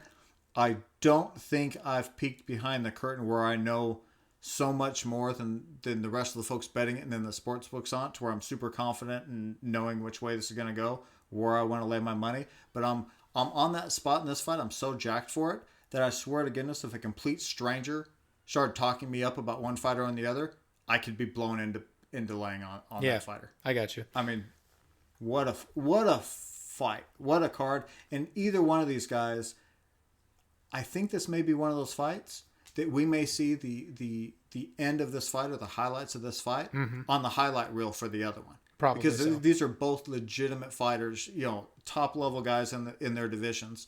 And if Uriah Hall, knocks out ACJ, or if ACJ submits Uriah Hall, those are legit wins. Yeah, absolutely. This is a serious fight. This is a big time fight.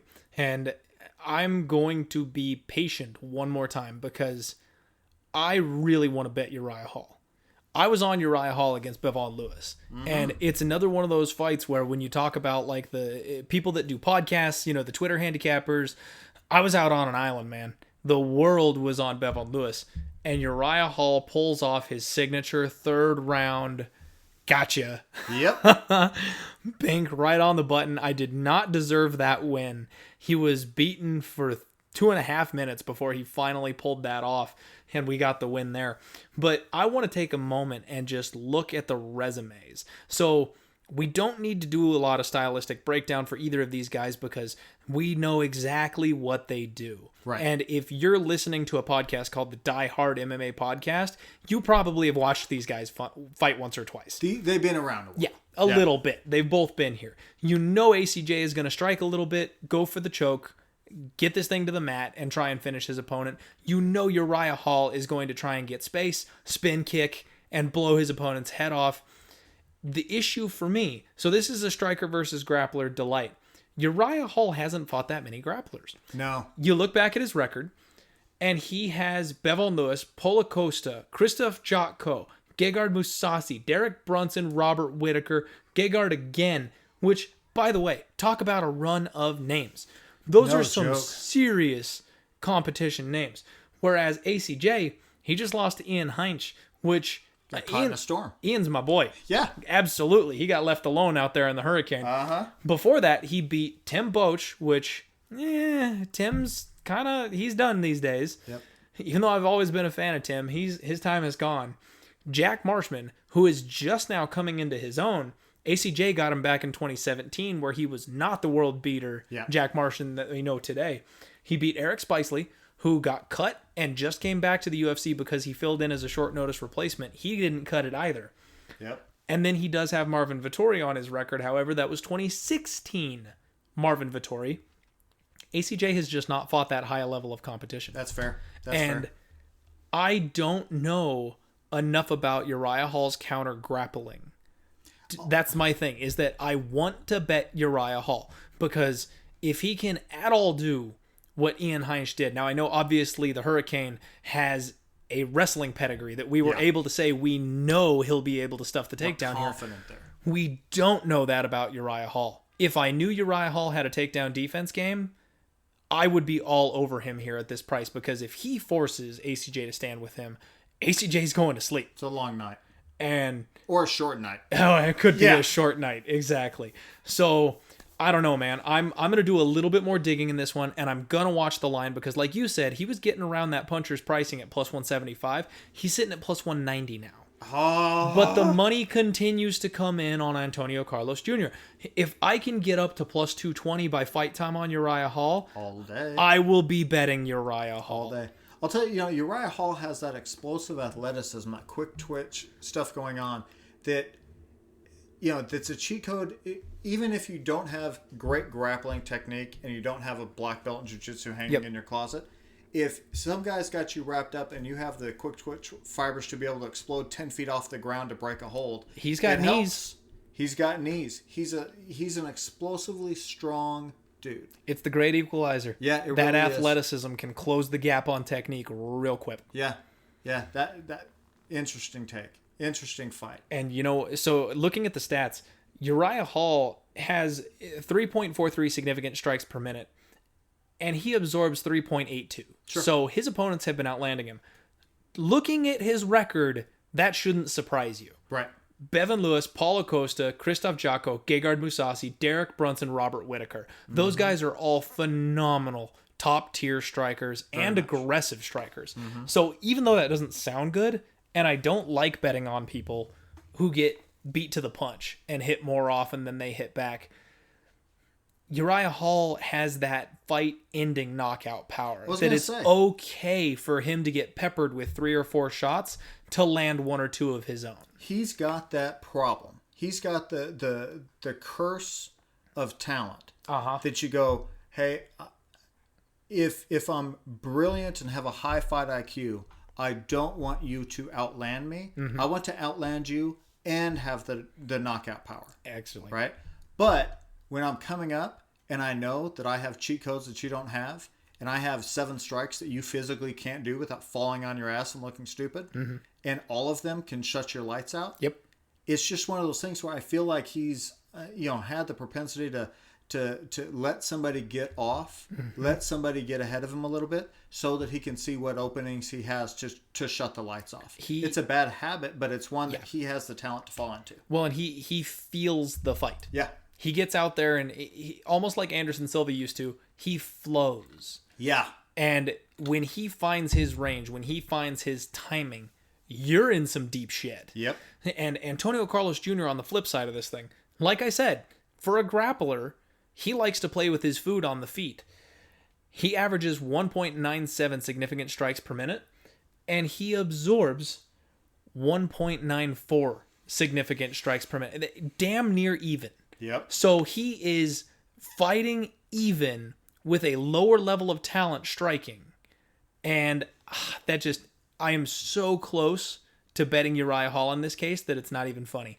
Because if I can find even just one little bit of defense, if Uriah Hall is taking his MMA career seriously for the first time at 35 years old after coming off of a win that he probably shouldn't have gotten over Bevan Lewis, and he has renewed energy, renewed vigor, renewed focus, and he's taking it seriously, he knows exactly the kind of fight that he's in for. He knows he's fighting a grappler rather than a striker. If I can find a video on YouTube of him defending a takedown, I'm hammering Uriah Hall. Well, I mean, with ACJ's numbers, if you told the sports book that in the first round, each guy is going to land 18 significant strikes on the other guy, then Uriah Hall would be a minus 700 favorite. Mm-hmm.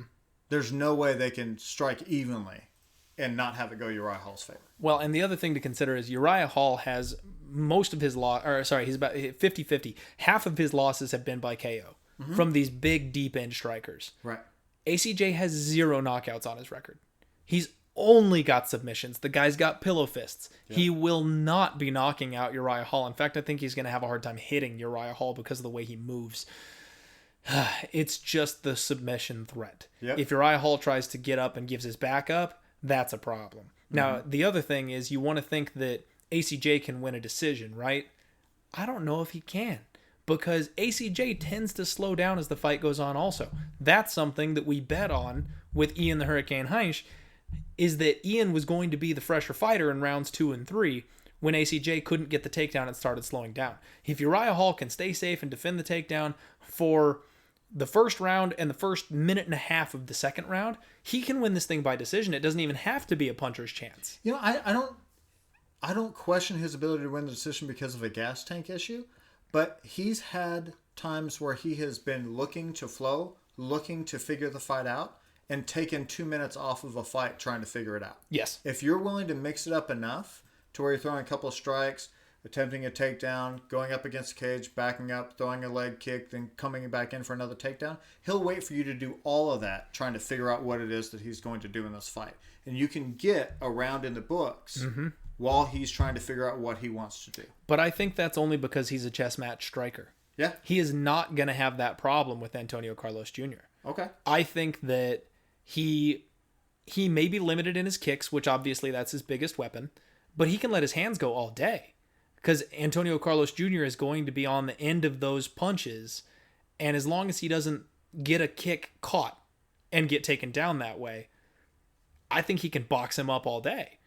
And that's something that when he has a power striker returning fire on the other side, he feels like he's got to get the timing down. He feels like he's got to get the space down. I think he's going to figure that stuff out real quick with ACJ, who is a lower level striker than he is. Wow, that's a good I think he's going to put that puzzle together just that much quicker. Hey, Uriah Hall's that guy. If somebody's playing a UFC video game where they get to pick which fighter they're fighting as, Uriah Hall's a blast. Yeah. He's just got so many fun toys to play with. He's like Batman out there.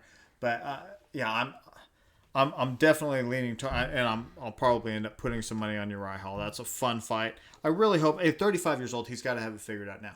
Oh yeah, he doesn't have another fall from grace to come back from at this point. But he's still young enough to make a run. Yeah, absolutely. If he puts it together now, he absolutely has one more run left in him. Very much. So this is a super interesting fight. Yep. And like I said, people listening at home to the podcast, if I find one shred of proof that Uriah Hall is working on his takedown defense, I am on it. If there's an 8th grade video of him wrestling. Especially. And also if that line gets any wider. If he gets up over 200, I will be on Uriah Hall. Yep. So like there's keep an eye out on the Twitter at DieHardMMA Pod. Watch it closely because that one, I can almost guarantee you that one's coming. So we are moving on to Michel Pereira making his sophomore outing in the UFC. And for those of you who don't know, that means his second fight in the UFC. This one, I want to touch on just real quick because he was supposed to be fighting he was supposed to be fighting somebody, and off the top of my head, I can't remember for the life of me. He has Tristan Connolly coming in now, who's going to be a late replacement, who's going to be fighting up a weight class, and Michel Pereira is the human highlight reel. Wow. He's the guy that luckily I didn't fade him because when I looked him up on like the Asia scene and stuff like that, he was doing flips off the cage. He's doing backflips to pass people's guard. I mean, the athleticism of this guy is nuts, but he's 22-9. So I'm like, he's fighting bums on the Asia scene and he's just a little more athletic than them. He's not really that skilled or dangerous of a fighter, and I think he's gonna shit the bed once he gets to the UFC. He steps in the cage May 18th of 2019 and blasts Danny Hot Chocolate Roberts. And holy cow, he opened my eyes because I'm sitting here thinking, ho hum, this guy's not that great. And he just rolled through Hot Chocolate. Now I know Danny Roberts, he's not a top end talent in the UFC. In fact, he might not even have a UFC job anymore. But the fact that he was UFC level, the fact that he made it to the UFC and then this guy came in and iced him really shocked me and opened up my eyes. Now, this is one that I know I'm going to be nowhere near betting on this one simply because I don't see how Connolly wins. Connolly is, like I said, the smaller fighter moving up a weight class. He's 10-6. I don't think he has any outstanding attributes, and he's going to be in there with a guy who more than obviously is going to be out athleticizing him. I'm making up words as I do this right now. And I was going to bet Pereira against Sergey. That was the guy that he was supposed to fight. I'm not going to try and say his last name. It's another one. Why would you? Yeah, exactly. He was about a -160 favorite, and I was all in to lay the wood on that. Mm-hmm. But with the fight change, they haven't updated the odds everywhere yet. And I'm sure he's going to be about a -500. Yeah. He's going to get bet up to a -800 by the time fight time comes around. Round 1 KO for this dude. He'll be the biggest favorite on the card. Absolutely. And the guy's fighting does have 8 submission victories, so I'm guessing that his path to victory would be a grappling match. Pereira's 15-2 in fights, that end with the finish, 6-7 in decisions. Something tells me this is, the kid's just he's a finisher. Yeah. Yeah. He's out there to fight. He's not out there he's not a point fighter. He's not out there trying to get ahead on cards. He's out there to finish fights. He's out to entertain too. That's the thing, that he does some of the shit that he does, not because it's necessarily the most effective thing, but because it's fun and he likes to hear the roar of the crowd. Dude's got 31 pro fights. He's 25 years old. That's an insane amount of competition at that age. And honestly, the more I look at him, the more that kind of makes sense. Yeah. He took a crap ton of fights at a very young age. You're going to get beat. Yeah, you're going to get caught. You're going to run into people who figure you out, especially with the kind of wild style that he has. If he takes some space between fights and he kind of hones it just a little bit, a la Johnny Walker, he might be a demolisher here in the UFC. This is a show-off fight to me. Absolutely. This is hey, let's get everybody hyped up on, the future of Pereira. The UFC went, oh, you had to call out for this one? Where is the most unathletic grappler we can possibly fill in here? Exactly. Yep. So we're going to head back on up to the big boys. The UFC return of Todd Duffy versus Jeff Hughes. Man, tell me about it. What do you got here? Oh, I am so jacked to see Todd Duffy's name back on a fight card. This is Todd Never Back Down, all Viking blood Duffy. This kid, all Viking blood. I love it. If he does 23andMe, it just comes back with a giant sword or a ship with a dragon on the front of it. I mean, this is the first guy off the boat. I was listening to one of the other podcasts that I like to listen to. I think MMA Predictions Guru. Shout out if you listen to my podcast, buddy. I like yours. He called him the White Francis Ngannou. There you go. All right. That's like pretty appropriate, actually. Yeah, absolutely is. This is the guy. I mean, this fight. I mean, just these two guys standing next to each other at the weigh-ins is going to be hilarious. Yeah. Because you've got the guy who, once again, if he sees somebody mixing a protein shake, he grows muscle mass. Against the the guy who looks like he the second coming of walked out Roy of the Nelson barn and beats the shit out of everybody. I mean, just the world's toughest redneck against the gym rat. Oh my, yeah. It's a great fight. It's gonna be so much fun to watch. This is a fight that I'm seriously jacked about. Todd Duffy is a guy who everybody was super high on. Had like the fastest knockout in history. Yep. Was, I mean, a monster, trains with monsters. He's over there rolling with DC and Cain Velasquez all day. Yep. He has serious talent, was on a serious hype train. He's got legitimate top of the food chain names on his record.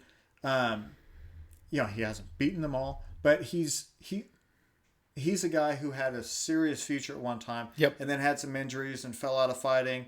And he had that crazy nerve disease too that really shut him down for a couple of years there. Yep, it's a problem. But I'm jacked to see him. I think this is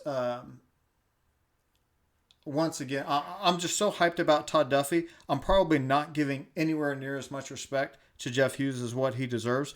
I was jacked about this fight.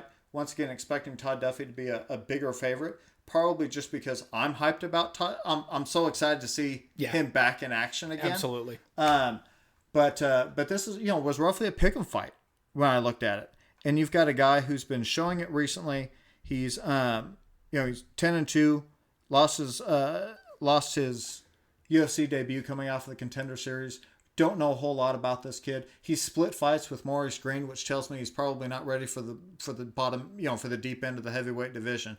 But he's in there against a guy who we all thought had deep end of the division. Maurice Green is a respectable heavyweight fighter. Dude. Yeah, he absolutely is. And this is one where I'm so glad you brought up the body type thing, because it's going to be great when they face off. And Duffy's going to have a 1-inch height and reach advantage. He actually has moved over to a combo training system of, I saw on his Instagram, he's been working with ATT a lot rather than AKA. And he trains out of Extreme Couture now. Yeah. So he has touched all 3 of the top gyms for big boys in the UFC. Yep. And now he's also doing his strength and conditioning work out of the UFC Performance Institute. The other thing is, we haven't seen him like stripped down with his shirt off ready for fight time yet, but he seems to have slimmed down a little bit. Yeah, and which would be good. In my opinion, that's a good thing, because I think he was going too much on, I'm just going to kill you with one punch. If he has made the improvements that I think that he has, and he's going to be a little bit more of let the knockout materialize, put my work together, combos, speed, and then the knockout comes, I think that's going to suit him much better than just kill or be killed like he used to. He would step in, stomp his way Viking style into the middle of the ring, stand in the center, and say, one of us is dying. And I don't think that's a good fighting style, especially for the upper end of the division. I think he had better skills than that, too. He did. He absolutely did. We just never got to see them. Yeah. And that's where, so he's coming in here against Jeff Hughes, and I like Jeff Hughes. And coming off the Contender Series, he got his first round KO in the Contender Series. But looking at his record, he's only got 4 KOs. For a heavyweight, that's tough. That's not a lot. That's tough. In heavyweight, you tend to see guys with a bunch of KOs on the regional scene because they're fighting scrubs. So this might be a bit of an interesting matchup, because I expect both of them to be a little bit more volume, a little bit less power. But I would give the power edge, obviously, to Duffy, even if he has slimmed down in this case. Now, Jeff Hughes actually trains with Stipe Miocic. So that's something that we need to keep in mind. He's got high-level training partners. Now, just because you have high-level training partners does not mean that you are going to be a high-level fighter yourself. Agreed. The UFC needs heavyweights. Mm-hmm. A lot of the old heavyweight stars are dying off, and the Contender Series, the Ultimate Fighter, they're trying to find replacement heavyweights. Todd Duffy could not be coming back at a better time. Agreed. Because heavyweight is wide open. Besides so Francis Ngannou and Curtis Blaydes, it's so thin. It's so thin right now. I am very tempted to take a flyer on Todd Duffy here. It might be the worst bet I've ever made, because it's next to blind. Yeah. Because we have no clue how he's coming back. But if he looks anything close to the Todd Duffy we saw before he left, then he'd be 4-1 favorite. I think he's a better fighter than Jeff Hughes is. Yep. People are on Jeff Hughes because he's been more active recently, and he's looked good recently. But I think Todd Duffy can knock this dude out. And right now, you're getting, there's been a flood of money on Jeff Hughes. He opened up as a plus 130 underdog. Todd Duffy was a minus 170 favorite, about where you'd expect the line to be given the name values. The line is completely flipped. You can get plus 100 even money on Todd Duffy now, and Hughes is a slight favorite at minus 120. I'm going to do just a little bit more digging. I want to watch Jeff Hughes fight a couple more times and see how I feel. The other thing is I want to maybe watch Todd Duffy at the weigh-ins. I don't do that a lot, but I want to watch Todd Duffy at the weigh-ins because I've only been able to see about halfway up his bicep. He, in all of his Instagram posts and videos of his trainings, he's been wearing shirts a whole lot, which, I mean, the fighters, a lot of times they don't wear the shirts and you can really see what kind of shape their bodies are in. Todd Duffy's been staying covered up.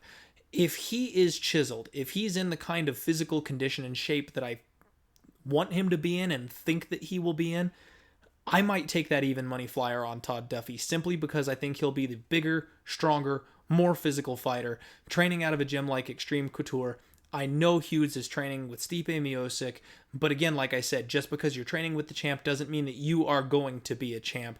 You could be the little brother. You could be the lesser of the fighter. You can hang. Maybe he's a mid to low tier heavyweight, where Todd Duffy, I think, has aspirations of being an upper tier heavyweight.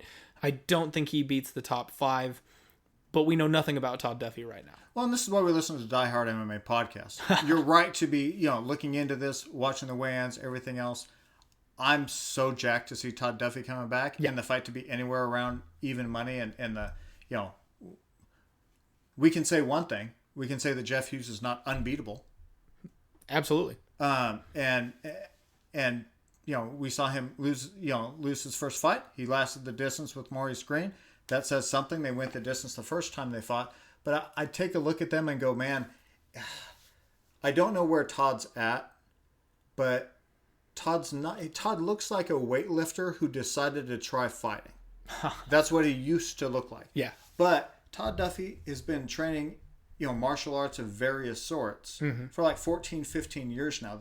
He's been in this for the long game. He's training at the top gyms where they don't let just some punk come in who wants to come in every third practice and hang out. Yeah. Yeah.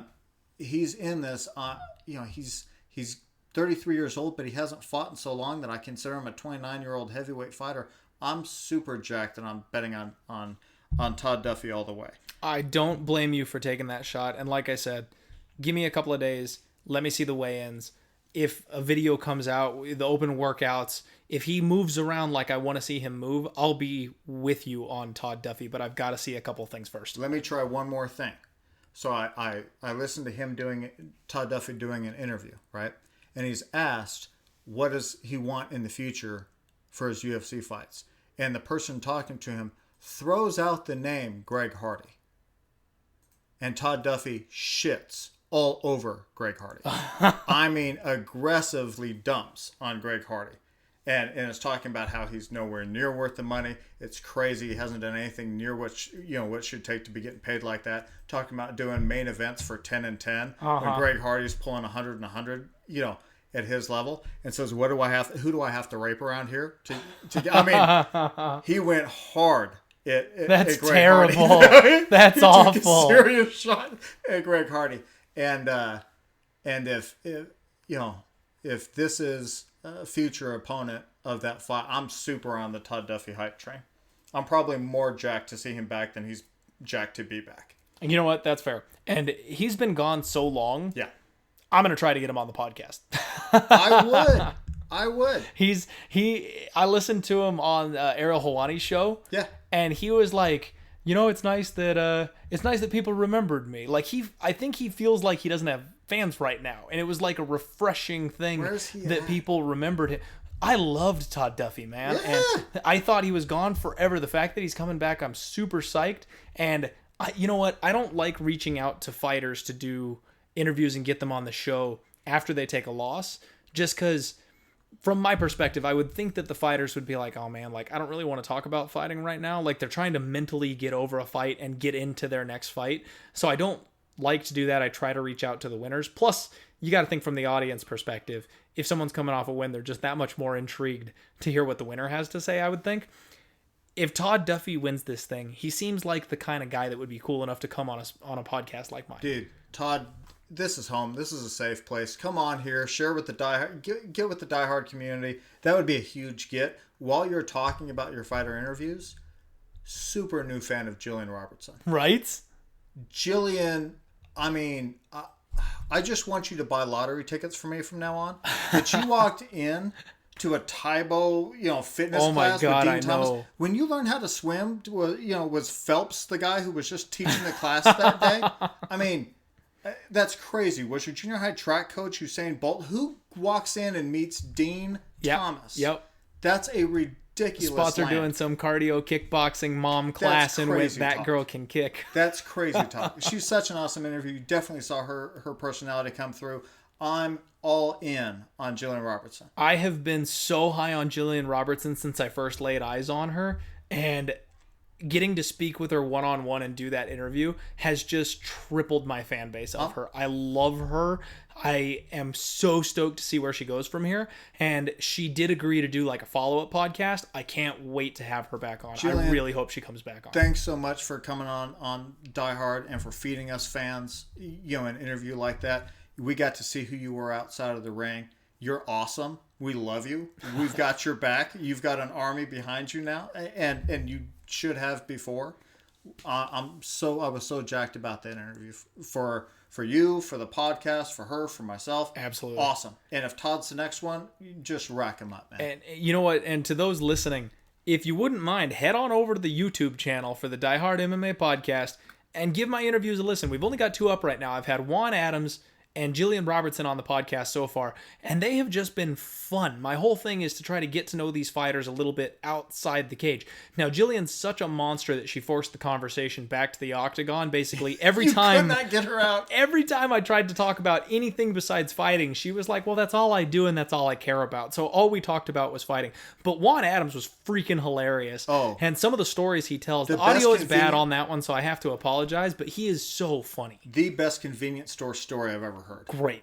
So it's good. Worth it. I'm not gonna let it loose. If you haven't listened to it, you've got to go listen to it to be able to come away with it. But hilarious. So check the interviews out, and you know what? Why don't you all comment down in the comment section here of this podcast? Let me know who you want me to try and track down for an interview next. And hey, from a UFC fight fan, man, when these guys step up and they let us be part of their world and they share with us their world, you've got to hammer those likes, follow those fighters. Exactly. Put your troll hat away and kiss the ring and tell them that we appreciate you stepping out of the gym. Hey, you're very comfortable throwing hands. Maybe you're not as comfortable having a conversation, but we appreciate when you do. And think about it from the betting perspective.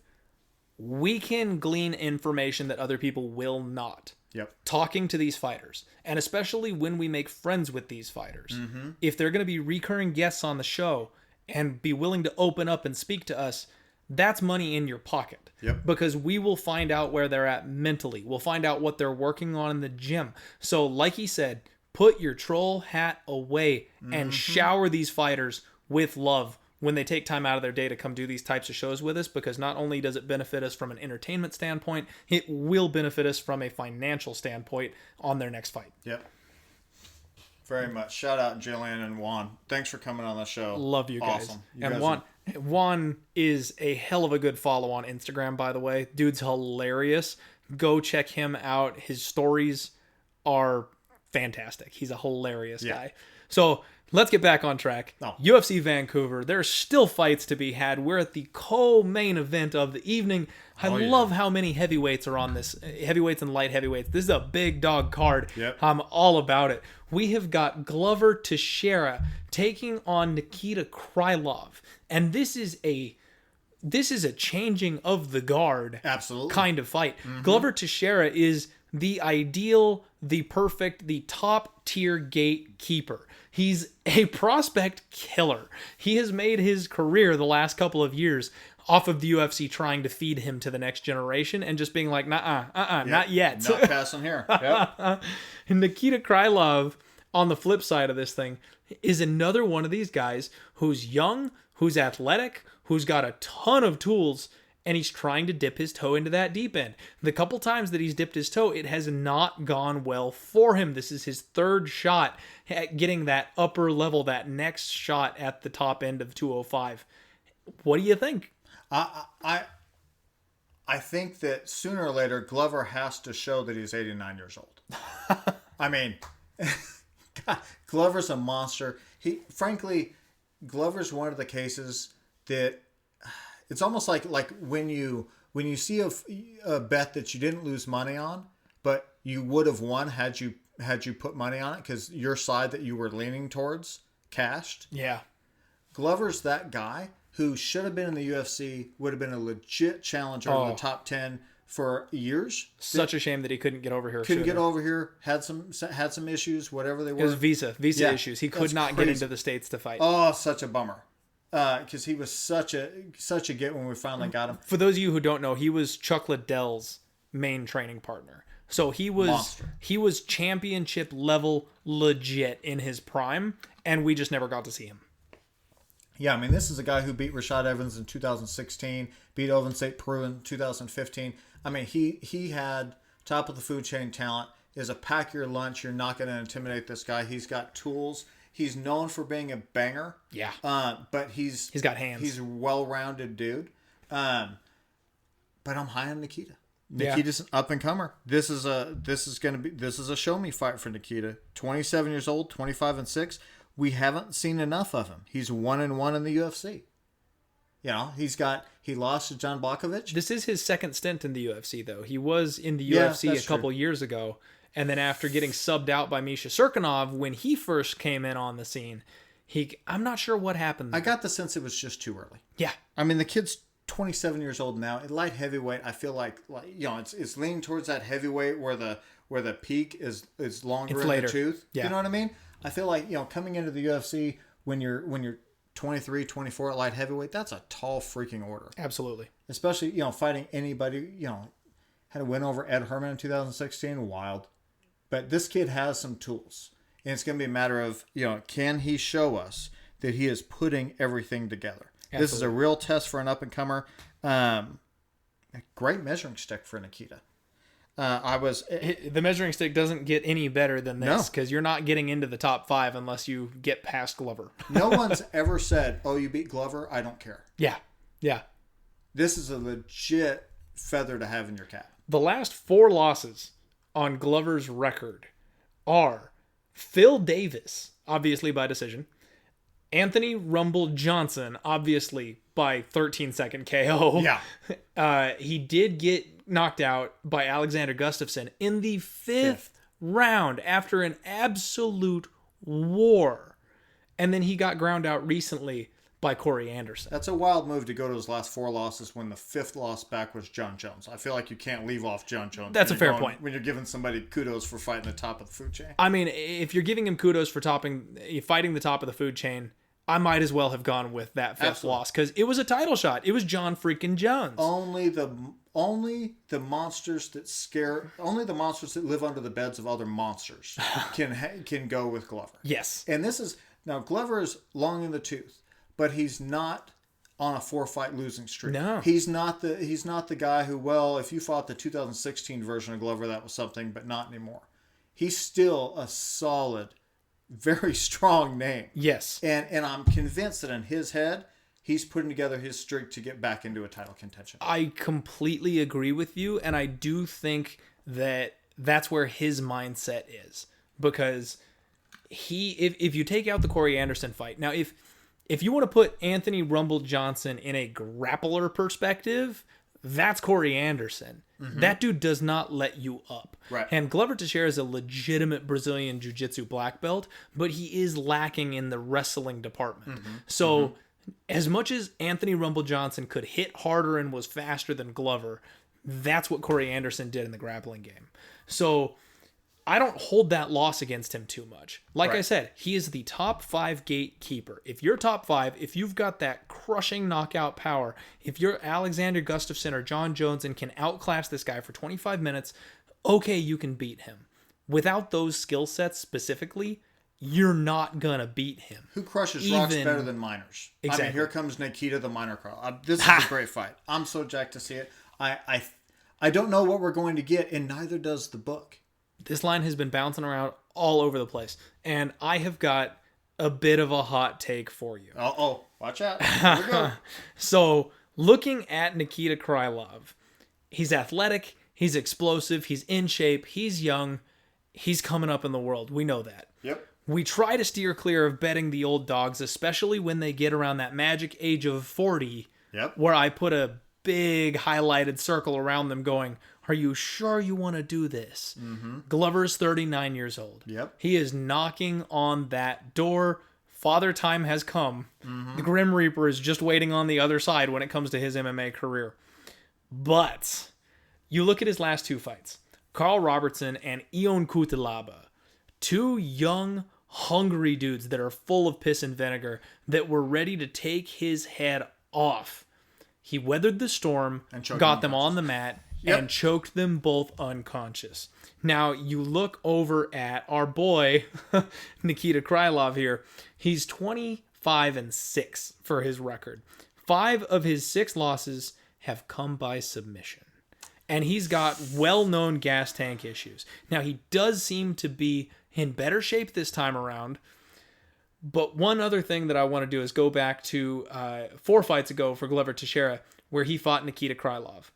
He TKO'd Krylov. No. You just said 4 fights ago. I'm sorry, Misha Cirkunov. Yeah. And so I just made my own point for myself. Yep. He fought Misha Cirkunov, and Nikita Krylov and Misha Cirkunov are virtually identical. I'm going to pull the old Goldie from Joe Rogan's UFC Conte, the gig where I'm totally stumbling over this right now. I blew that punchline. Goldie used to say that everyone was virtually identical. In the lead up to like the UFC fights, they'd have like one stat that was the same and none of the others matched, and he'd be like, and the rest is virtually identical. And he just became a meme pulling that shit.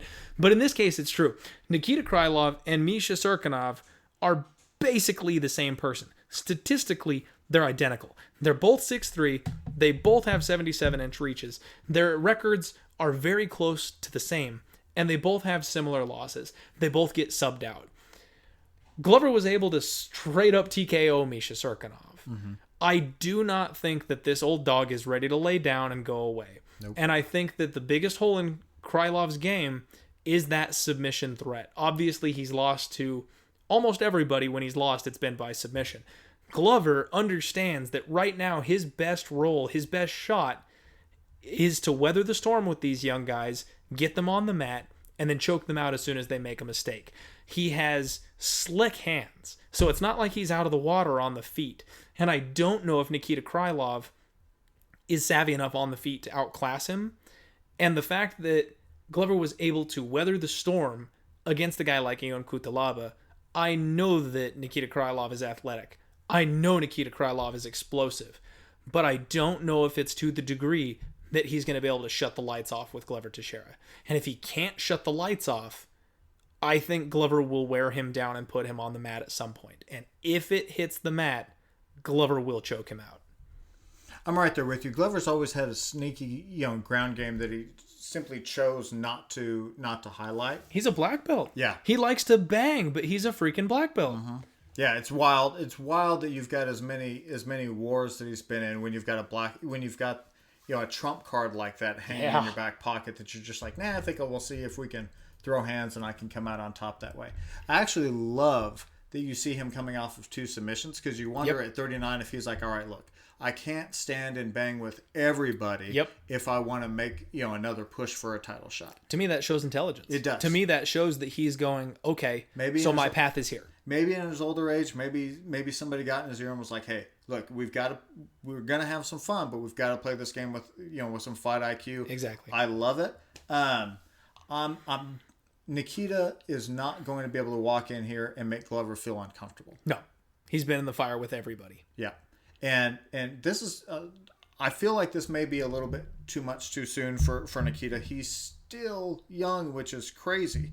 But this is, I don't see him blowing Glover out of the water. And if you don't blow Glover out of the water, you've got a nightmare in front of you. The only guy that was able to pull that off was Corey Anderson. The only guy that didn't blow Glover out of the water, that was able to run him down for the full fight, was Corey Anderson. And that's because of his grappling advantage. Nikita Krylov doesn't possess that. Yeah. I'm getting even money on Glover Teixeira over at 5 dimes right now. And this may be my last stand. This may be the last time that I bet on Glover Teixeira. But I'm going to do it because he's a fighter that when he's gone, I will miss the value that he brings to the table. I cashed on him against Ion Cutelaba. I cashed on him with a prop bet by submission over Carl Robertson. And I want to say I cashed on him against Misha Serkinov. I believe I've been on him in his last 4 fights and I've gone 3-1. So I'm going to ride that hand and hope that we can hold off Father Time for just one more week. And cash on him at even money because I think he's got multiple avenues to winning the fight. Yeah. I do think he can clip and catch Krylov and put him away. He's got that old man strength, and the power is the last thing to go with these fighters. So he's gonna have that knockout pop. His black belt is never going away, and he's an intelligent black belt. He's not the old guy who forgot how to grapple. Obviously, from his last 2 fights, he knows that's a legitimate path to victory. I don't know that I necessarily see him winning a 3-round decision, but I can't count that out either because he survived multiple longer fights with some of these younger fighters like Jared Cannonier and Corey Anderson. Even though he's 1-1 in those 2, he made it the full distance. And we know Jared Cannonier hits like a truck as well. Yeah. So I'm not questioning my man Glover, and I'm going to step in front of that train one more time. All right. I'm with you. You've talked me into it. I'm hoping that Father Time sent a minion, and every minion is going to take one look at Glover and say, nope. The big dog's going to have to be the one that taps him on the shoulder. It's going to happen sooner or later. The only 2 people who might actually beat Father Time are Glover Teixeira and Tom Brady. I think he's already they're sitting across the table and they're playing checkers with him, and Death just knows there's easier games out there than those 2. if you're a baseball fan, you've ever watched like the Little League World Series, and you see a guy out there with like a full-grown beard, and they say that he's the pitcher for the 10-year-old All-Star team. I'm not convinced that Glover's 39. Call me crazy. There's a meme that I like out there going around like I follow a bunch of like Brazilian Jiu-Jitsu pages and stuff like that. Someone put a meme out there that says, man who identifies as a 5-year-old dominates grappling competition. Yep. It's a picture of some dude these kids are all coming up to his waist and he's like dominating and he's like getting a gold medal at the end or something. I love it. We are at the main event. We got there. We made it. And what a main event it is. Goosebumps. Oh my God. Donald Cowboy Cerrone is doing it again, and he's taking on Justin the Highlight Gaethje. You do not get any more violent than that man. And I have goosebumps just thinking about this fight. Over or under 1.5? What do you think? I gotta tell you, now, this is where my brain goes out the window because my heart stuffs it into a locker someplace. I cannot bet against Cowboy. Cowboy is the man. I know that he's got losses to both Nate and to Jorge, but I'm telling you, the idea of giving out the BMF belt and not having Donald Cerrone involved with the tourney he deserves style, to be in the mix. He's got to fight the winner if they're going to create a BMF belt. This is Papa BMF. I mean, he's got the BMF ranch. He built the thing. He owns it. Can you imagine if he brought the BMF belt back to the BMF ranch? That would be legit awesome. Forget the 155-pound title. Forget the fight with Conor. He moves back up to 170 and takes on the winner of Nate or Jorge after this. I could see Please. Donald Cerrone is one of those guys you don't have to listen to any podcast to learn about. If you don't know about it, you simply aren't a fight fan. Donald Cowboy Cerrone is a beast. He's been around forever, too. He's a guy who wakes up and says, how can I put myself in dangerous situations? I mean, That's not even a joke. It's really not. From shark diving to... the guy's a legit adrenaline junkie. Yeah. I mean... that underwater cave he almost drowned in on the Joe Rogan podcast he talked about. Yeah, dude's nuts. It's ridiculous. Legitimately nuts. This is a guy coming off of a freaking war with Tony Ferguson in June. Yeah. Yeah. I've played co-ed softball tournaments and been sore longer than there's been since his last fight. He gets his freaking sinuses rearranged by blowing his nose when he's not thinking things through. Taking elbows from El Kukui. Against the legitimate boogeyman, Tony Ferguson, which, by the way, Dana, you've got to give me that fight. Yeah. We have to have that fight. There is no other Khabib fight. Ferguson has to happen. Versus Tony has to happen. I'm telling you, if you try to sell me a fight with either one of those two guys before they face each other, I'm only going to be willing to buy it if you sign up to wrestle Tony's jiu-jitsu coach. I believe that Eddie Bravo should be able to throw you in a twister if you're going to try to sell me any other fight between those two guys. Putting the main event on hold here. I am right. Damn it, Link. That's my dog, Link. Sorry, everybody. I know you can hear him going nuts in the background there. He's jacked for this fight. He's just as excited as we are. Putting the main event on hold for just 2 seconds. Dana White has come out and stated that Tony Ferguson is the guy. He's getting the next title shot at 155 for Khabib.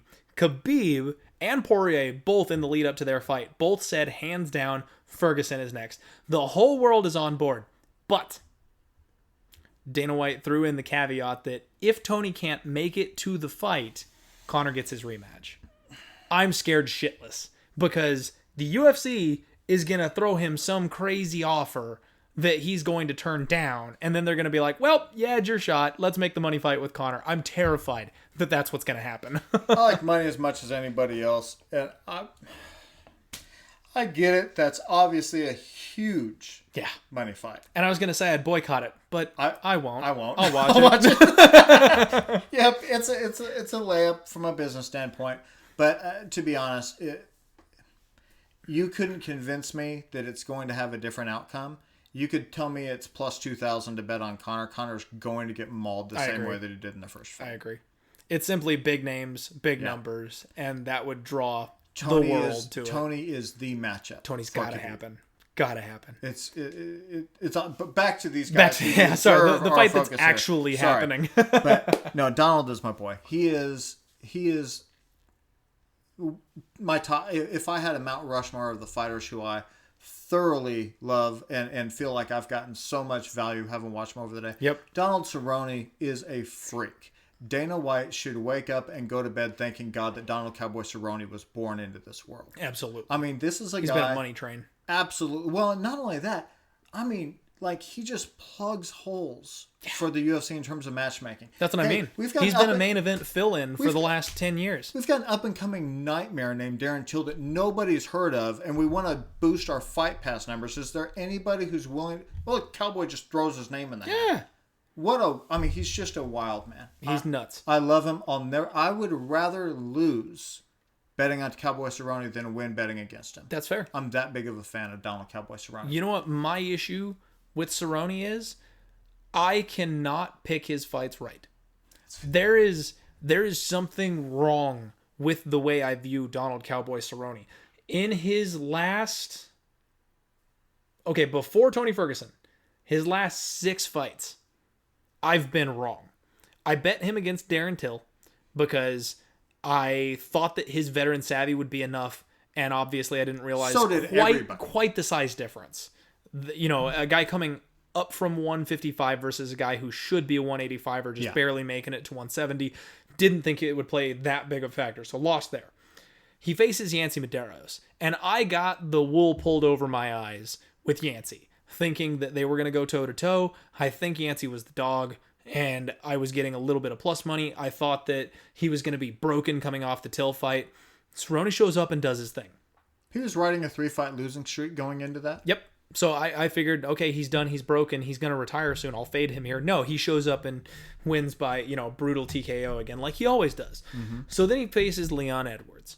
And I'm back on the Cerrone train because of what he just did to Yancy Medeiros. Sure. So I get caught by the most underrated dark horse at 170 in Leon Edwards. He gets ground out. Now, I am a blind fan of Mike Perry. Okay. And the knockout power that man possesses, I'm like, this is going to look exactly like the Darren Till fight. He's too big. He's too strong. He hits too... No, Donald Cowboy subs him and breaks his arm in the process. Like, what the... I cannot get this guy right. And I'm so high on Alexander Hernandez. I'm thinking Cowboy's cutting back down to 155 after beating a guy like Mike Perry up at 170. He's riding high on his own supply.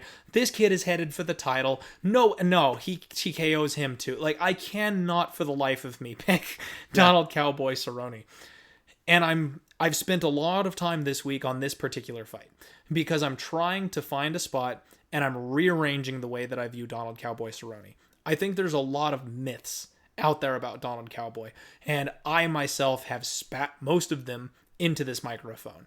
The fact that he's weak to the body because 6 years ago he got body kicked and dropped to a liver shot. Everyone was like, oh, go to the body.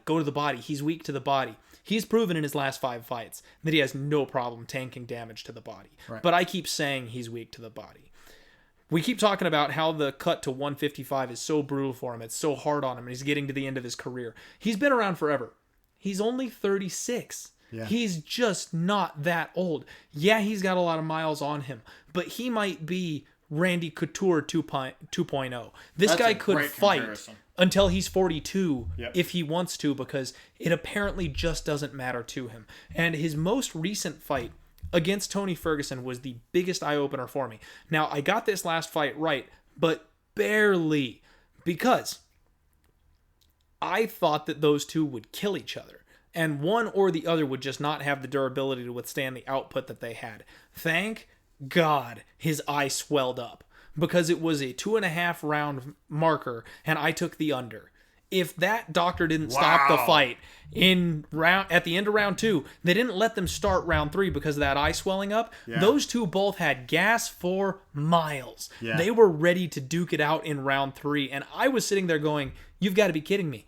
I didn't pick a side in this fight because I know I can't pick a side in a Donald Cerrone fight. I played a total, and he is still gonna bend me over. I was like, you've got to be kidding me. And then thank God he blows his nose and that thing swole up. I got away with one. I don't know what I'm supposed to do with this man, because I got so lucky last fight and I just cannot seem to pull the right move. Now we're going to talk about Justin Gaethje for a minute, because the talk has all been Cowboy Cerrone up until this fight. This man is violence incarnate. He's a D1 All-American wrestler, or at least he was before he got into the UFC. And he's Say that again, because I think Justin forgot. Yeah, he has a phenomenal takedown defense rate. He's got an 80% takedown defense rate. He has a 0% takedown percentage because he's never shot one. Yeah. He's a D1 All-American who does not wrestle. Mm-hmm. He will force you to stand with him instead. It's like if Shaquille O'Neal refused to dunk and only shot from the 3-point line. Like, what are you doing? He's chopping his own skill set in half. Yep. He has, I believe he holds the record, 8.5 significant strikes per minute. 8.5. Now, what's insane about that is he absorbs 10.23 significant strikes per minute. He has the highest output of significant strikes in the UFC, and he still absorbs more damage than he puts out on people. And he is even more so than Uriah Hall, the guy who will take a punch to land a punch. His leg kicks are maybe one of the biggest tools in his arsenal. Yeah. He will chop you down like a tree, and as soon as you slow down for a hair, he blasts your chin. He doesn't care about the amount of damage he takes. He's gone on record saying that he doesn't care if he's completely brain dead when he's 60 years old and on a feeding tube if he can get the belt now. And he's not saying that to sell a fight. He's not. He truly believes it. Yeah. You can see it in his face when he says it. Yeah. Doesn't bother him one bit. This is why this fight is such a great matchup. I mean, this is the white guy version of the BMF matchup that you can put at the head of any card, and all of the fans are signing up to watch. This is, the unstoppable force versus the immovable object. Absolutely. This is such a fun fight to watch. I will say this in Justin's favor. This is one of those fights where I get in my own head talking back and forth, which makes it probably a little bit nicer that I could never bet against Donald Cerrone. But one of the things that Donald has struggled with is guys who have an endless gas tank and are pressuring him moving forward. If you watched, Darren Till, obviously that goes without saying. Tony Ferguson, when he fought against Robbie Lawler, Okay. That fight was a very good fight. Yeah. It was a 3-round fight.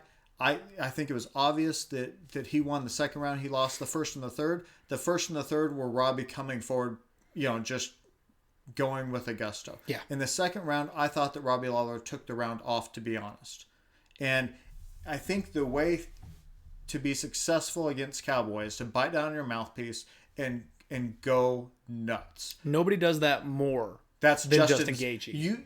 That might be his middle name. Bite down, Justin. Bite down my mouthpiece and go nuts, Gaethje. So I think like that I have going in his favor. He has that game plan that has worked against Cowboy in the past. Now I will say this: you were dead on with Justin's leg kicks. Mm-hmm. They've been part of his game plan. They've been devastating to so many guys over the course of time. I don't know if that's I don't know if that's going to be a big thing against Cowboy. He's such a kickboxer. Checking a leg kick he does that, in the middle of a nap. He's checking leg kicks. So I don't know. I'm not convinced that's going to be a big game changer one way or the other.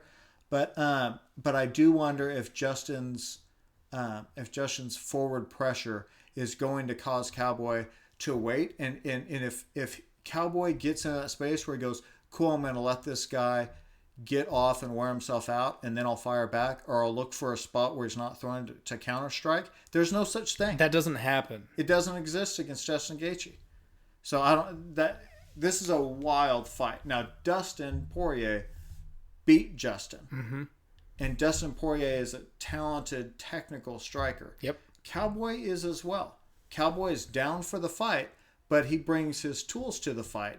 He can kick, knee, throw elbows, tie clinch, strike. Yeah. He has it all. Yeah. He has it all. We saw the video. Who was he fighting when he threw the video game combo that was ridiculous? It was before the loss streak. He was Rick Story. Story. Yeah. That combo was ridiculous. Before the 3-piece and a soda, there was Donald Cerrone. Oh, that was crazy. I mean, somewhere he did that on a dummy. And somebody was like, that was crazy. And they just decided to do it to a UFC level fighter. Absolutely. In the ring.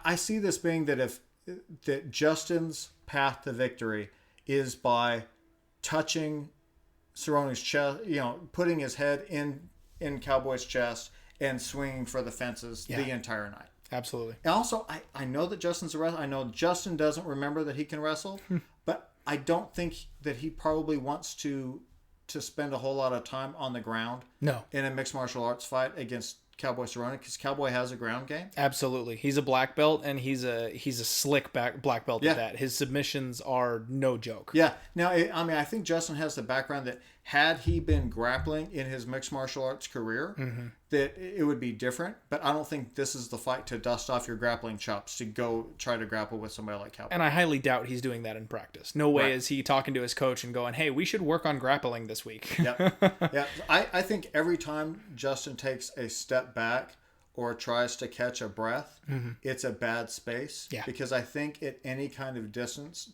Cowboy has better skills than he has. But the pressure that Justin brings to the table is the one thing that gives me worry in this fight. That's something that I want to touch on, because Cowboy struggling against pressure fighters and Cowboy being a slow starter are two truths of Cowboy that I also think are lies. When we look back at his last 4 fights, Mike Perry is a pressure fighter. Not to Justin Gaethje's extent, obviously, but we saw him weather that storm, handle that situation, and get it on the mat where it needed to be. Broke his arm. Alexander Hernandez is a quintessential pressure fighter. Yep. That's all he does. Okay. And Donald Cerrone, old man Cerrone, sat him down in that fight and taught him his place. He's starting far quicker these days than he used to. Same thing with Tony Ferguson. Yeah. That fight got off in round 1. They went to war in round 1, and it never stopped. Yeah, that's fair. So the things that I find, everyone's looking at all these things about Donald Cerrone that we all think are true. I don't think they're quite as true as we think they are. Now that you say that, I kind of in my head, discount the Mike Perry fight. Mm-hmm. Not that beating Mike Perry isn't a feather in your cap, but I don't know that they could have put anybody in front of Cowboy to get him more jacked for a fight at that time than Mike Perry. I mean, for those of you who don't remember, who weren't aware, Jackson Wink basically told Cowboy to have a great time on his own ranch training himself because they had this up-and-coming kid in Mike Perry. It was a John Jones, Rashad Evans situation. Absolutely. They took Mike Perry and said, see ya, Cowboy. Yeah, and other than stringing him, cutting him up, stringing him out on a rope and dragging him through shark-infested territory, I don't know what else you could have done to Mike Perry that would have been meaner. I mean, Cowboy said, I have all the respect in the world, and I wish Mike Perry the best, but I'm going to abuse this dude. As soon as the cage door closed, I'm not trapped in here with you. You're trapped in here with me. And am I crazy? Did Mike Perry try to take Cowboy down? He did. Now, Mike Perry's been working on his grappling with Jacare Souza a whole lot. I think he expected to be the bigger, stronger man in that situation. Drastically underestimated the kind of ground game that Cerrone's got. Yeah, very much so. One thing I also want to point on is that Cerrone has incredibly intelligent timing on his takedowns. He catches legs like nothing I've ever seen before. And Alexander Hernandez is a little muscle monster. The dude is so physically strong and explosive. Cerrone had no problem catching a kick and dumping that kid. And he had to chain 2 or 3 takedown attempts to get it, but he got it.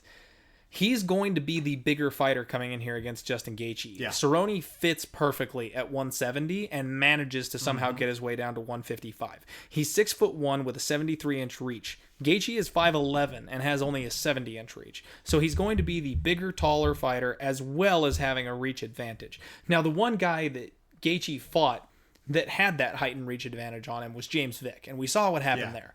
But James Vick has tall man defense. Yes. You pressure James Vick, and he steps backward and sticks his chin straight up. Cerrone will not be doing that. He doesn't have the same hole in his game.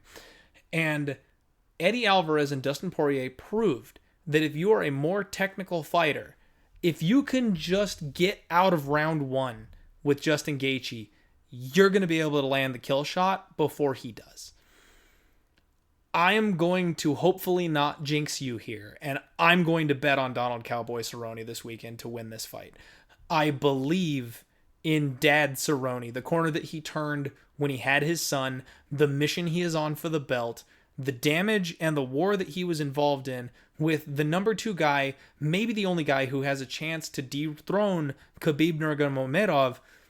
He stood toe-to-toe with that dude for 2 rounds, and if it wasn't for his eye swelling shut, he was ready to go for round 3, and that was a close, competitive fight. Absolutely. He is not weak to the body. He is not easy to knock out. He is slick. He is technical. He is smart. He will get the takedown when he needs to get the takedown. And even though Justin Gaethje has a great takedown defense, Cerrone is bigger, stronger, taller. He will be able to lift him off the ground and dump him where there is no takedown defense. If your feet are off the ground, you can't sprawl. And I really think that Cerrone might have a chance of doing that. I think Cerrone has a chance to both knock out and or submit Justin Gaethje, and the line is just too wide. I am high on Justin Gaethje. I love the skill set that he brings to the table, but once again, we've gotten to the territory of disrespect. You can get plus 175 on Donald Cerrone, and I have to take it. Yeah, I'm right there with you. I mean, for anybody who watched Justin fight Michael Johnson, Justin broke the will of Michael Johnson. Absolutely. Justin is so willing to go through the fire in fights that he's that guy who will get hit with the kitchen sink and will smile back at guys and break their spirit. And then right about the time that somebody's broken, throw hands. He also has the knockout power, which I've seen, not discounting that. But he's in there to try to break guys' wills.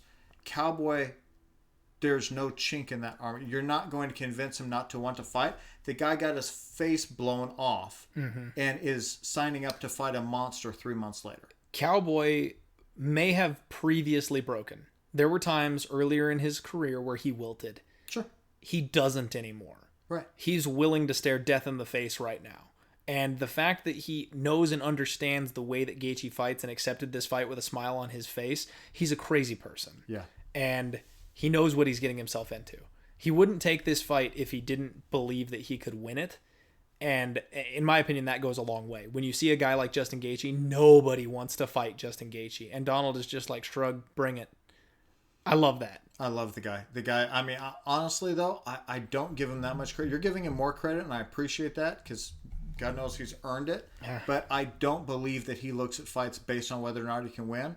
I honestly think that if you told him that we're going to have you fight some no-name guy, we're going to give him an AK-47, he goes, that sounds interesting. I mean, I think that he would probably accept a fight with Francis Ngannou. He probably would. The more dangerous a fight sounds, I think the more Jack Donald Cerrone is to take it. That's true. But that's the kind of crazy that you need to walk through the fire that Justin Gaethje brings. And that, to me, that gives me just one more point on my bet. The fact that he is that insane, I'll take it. My unit has never come out of my pocket faster than when I saw Donald Cerrone up plus 160, plus 165. And the fact that the money has continued to pour in on Gaethje, I think we will see that buy-in at this point. I've been doing some internet stalking, which is part of my process. You've got to follow these guys on Instagram. You've got to follow these guys on Twitter. They post their lives on there, and you can see the kind of shape they're in. You can see the mental condition that they're in when they post. Cerrone's ready to go. He is not taking this fight lightly. Before the Tony Ferguson fight, he's talking all about locking up that title. He wants that world title. He wants it more than anything right now. And he got derailed against Tony Ferguson. Yeah. But Tony got the win because of the doctor stoppage. Tony didn't actually win that fight. I think he was winning it. I think he was on his I think way. he probably was going to win it. I agree. But you can't count out Donald Cerrone in round 3. Nope. Especially if he thinks he's down 2 rounds. He will come out like a bat out of hell and try and finish that fight to get the win. The fact that he's taking a short turnaround, the fact that the damage he took in that fight with Tony Ferguson was the eye swelling, not brain rattling. Right. He didn't have a long suspension. Yes. It was just a... what's the term I'm looking for? It was just a flesh wound. Yeah. Like, he's healed up, he's back, he's ready to go. He didn't get a concussion from it. I don't think he's compromised, and he looks in as good of shape as ever for this one. Right. I think he's coming to war. I think in some ways Donald Cerrone was born compromised. The guy I don't understand his mindset. Fair. The guy's crazy, but not compromised in terms of he's not going to be able to fight physically. Up to his capacity. Yeah. The letters TKO applied that he was not. Anybody that saw that fight saw him give an interview afterwards where he was totally at home, apologizing for not being able to finish the fight for the fans. Yep. Smile on his hamburger meat face. But, kudos, credit to Tony. That's beating Cowboy is a huge feather in the cap. Massive. And I honestly think that, if you would have told me, if we were able to go back, rewind, not have his face swell up, and you were able to pick which one, bet on one of those fighters to win that fight, I think the cards had been played.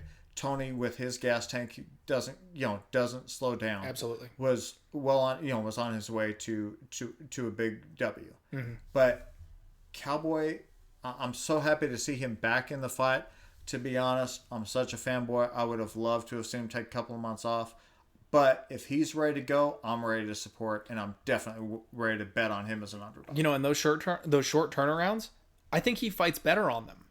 He's been coming around every 6 months, every 4 months, and it seems like he gets into a groove. He gets into a rhythm. Sure. He looks better and better and better. And then it seems like he gets caught, kind of like what happened with Leon Edwards, kind of like what happened with Tony Ferguson. And those are the cream of the crop. Those are top 3 guys. Not even top 5. Those are top 3 guys. This guy hasn't seen anybody out of the deep end of the pool in years. Yeah. And you know what? The thing with Justin Gaethje is he gets hurt in every single fight. Uh-huh. And I mean, like, wobbly legs, legitimately one more shot will put him out every single fight. He just manages to hit his opponent harder when that happens than they can hit him. Right. And both Eddie and Dustin proved that if you can just duck, dodge, dip, dive, and dodge that one couple of shots. That's an awesome and then tag. Get back at him. Yeah. He's going to go down. I think Cerrone can see the writing on the wall. I know he doesn't do the tape study thing. I know he doesn't like to watch his own opponents. He likes to work on himself. He's just going to be the crisper, cleaner striker. Cowboy's one of those guys you do not want to be standing in front of while you're on deer legs. Exactly. His killer instinct Justin is has great leg kicks. Cowboy, I think, has overall better kicks. Yes. He can kick you to the body. He can kick you to the head. well. You know what? Comfortably. And something I'm thinking of just right here as you and I are discussing this, I'm glad you said that because it triggered something in my brain. Donald Cerrone is going to have no problem throwing kicks this fight because he has no fear of Justin trying to take him down. Yeah. Justin doesn't take anyone down. Right. And if you throw a leg kick at Cerrone, you go low, he goes high, that's going to either damage your hands or your arms and take some of the pop off those punches, or he will shut your lights off by landing on your jaw. Yeah. And I think that controlling the range with his height and reach advantage, either be all in or all out. Yep. If he can kick and then close the range and get a takedown or clinch instead of hanging out in punching range, I think that's even more of a direction for Donald Cerrone that I can absolutely see playing out. I've got a question for you. Okay. This fight is 5 rounds. Yes, main event. What are the odds? Is it like minus 1 million this goes the distance? It has to be minus. It's got to be plus 1 million. I don't know if they'll even put it on the board. I can guarantee you that this over under is going to be the 1.5. They're going to set the rounds over under 1.5. And I mean, you look at the last couple fights for Gaethje. Barboza, he only got to the 2 minute and 30 seconds mark exactly on the half round of the first round. James Vick was over in the first round. Poirier and Alvarez dragged this thing out to the 3rd and 4th rounds. And that's where, like I said, this is the key. The sharper, crisper, more technical fighters dragging Justin into deep waters, not getting into that firefight in the first 2 rounds. Mm-hmm. That's where your key lies here. But then Michael Johnson, that one got barely over that 1.5 round mark. So, I mean, I think they're going to set the over-under right on the 1.5. And I can't see... There's no way this fight ever goes the distance. Whenever these two are involved in a fight, I think the 1.5 over-under is a decent line to put it. Yeah. I'm actually thinking that if they throw the over-under at 1.5, I'm probably taking the over just from the standpoint of I can't figure out which one of these two guys won't be ready to go for the second round. Yeah. I mean, I'm believing that these guys are going to be throwing knockout shots. For sure. I just can't figure out which one of them is going to be knocked out in the first round and a half. And I probably wouldn't... I'm not going to play the total. Personally, I'm not going to play the total. We've got a big, juicy dog on Donald Cerrone, who I truly believe has a solid shot to win this fight. I'm with you. I believe, personally, when I think about this fight, I think it ends in the first half of round 2. Okay. I think that under cashes. Okay. But, now that's just because Eddie Alvarez and Dustin Poirier came in with the game plan to drag this thing into deep waters. I don't know that that's Cerrone's game plan. If you could tell me Cerrone had that same thought process, if I hear an interview that says that's his thought process, I'm on the over 1.5 all day because I think he can get it there. But he's such a banger himself. The way he went to war with Tony Ferguson, I think he might sign up for the firefight. And if that happens, I don't know that we're going to get over 1.5. So it scares me to touch that total. Yeah. Being a fan of Cowboy is definitely one of those high risk propositions where you're like, dude, if Donald has these tools and if he went with this game plan, he'd be such an overwhelming favorite. And he goes, that's very cool, but I'm gonna spit out my dip, set down my Budweiser, and kick the shit out of somebody. I don't care about a game plan. It's true, but hey, you know what? It's been working out recently, and that's really all that matters. The Donald Cerrone fans are sitting happy right now because he's come in as a big dog in his last. Well, so he was a big dog to Mike Perry. He was a big dog to Alexander Hernandez, a bigger dog to Alexander Hernandez. And then I want to say he was like even money or a slight favorite to Al Iaquinta. Right. So even if you lost the Tony Ferguson one, you're 3-1, man. He is making his backers serious cash right now. And I hope we can get on that train. Thank you, man, for coming on the podcast. Thanks for having me. I appreciate it.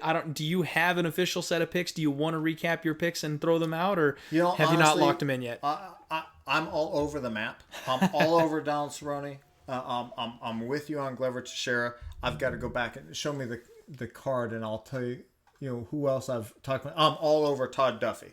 Todd, I'm betting on you. You've got to win this fight. Come on this podcast and tell us that you're coming for Greg Hardy and everybody else in the heavyweight division. That'd be amazing. I'm jacked for it.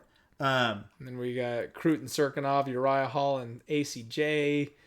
The undercard, little slim pickings on the undercard as far as betting spots. I'm so much more excited to watch the undercard than I am to bet on it. The Sakai fight, I'm in on Sakai. I'm looking for Vettori in some kind of a parlay, but I can't find who I'm matching him up with. That's been my issue. Is I've thought about parlaying up Vettori. I'm all over Couture.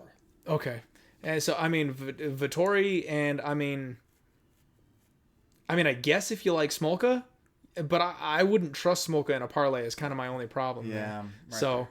I don't know. There's options. We're going to have to go back and take a look at the board and see where our final spots are. But thank you once again for coming on the podcast, Thanks man. for having me. Always a blast having you to check out the fights.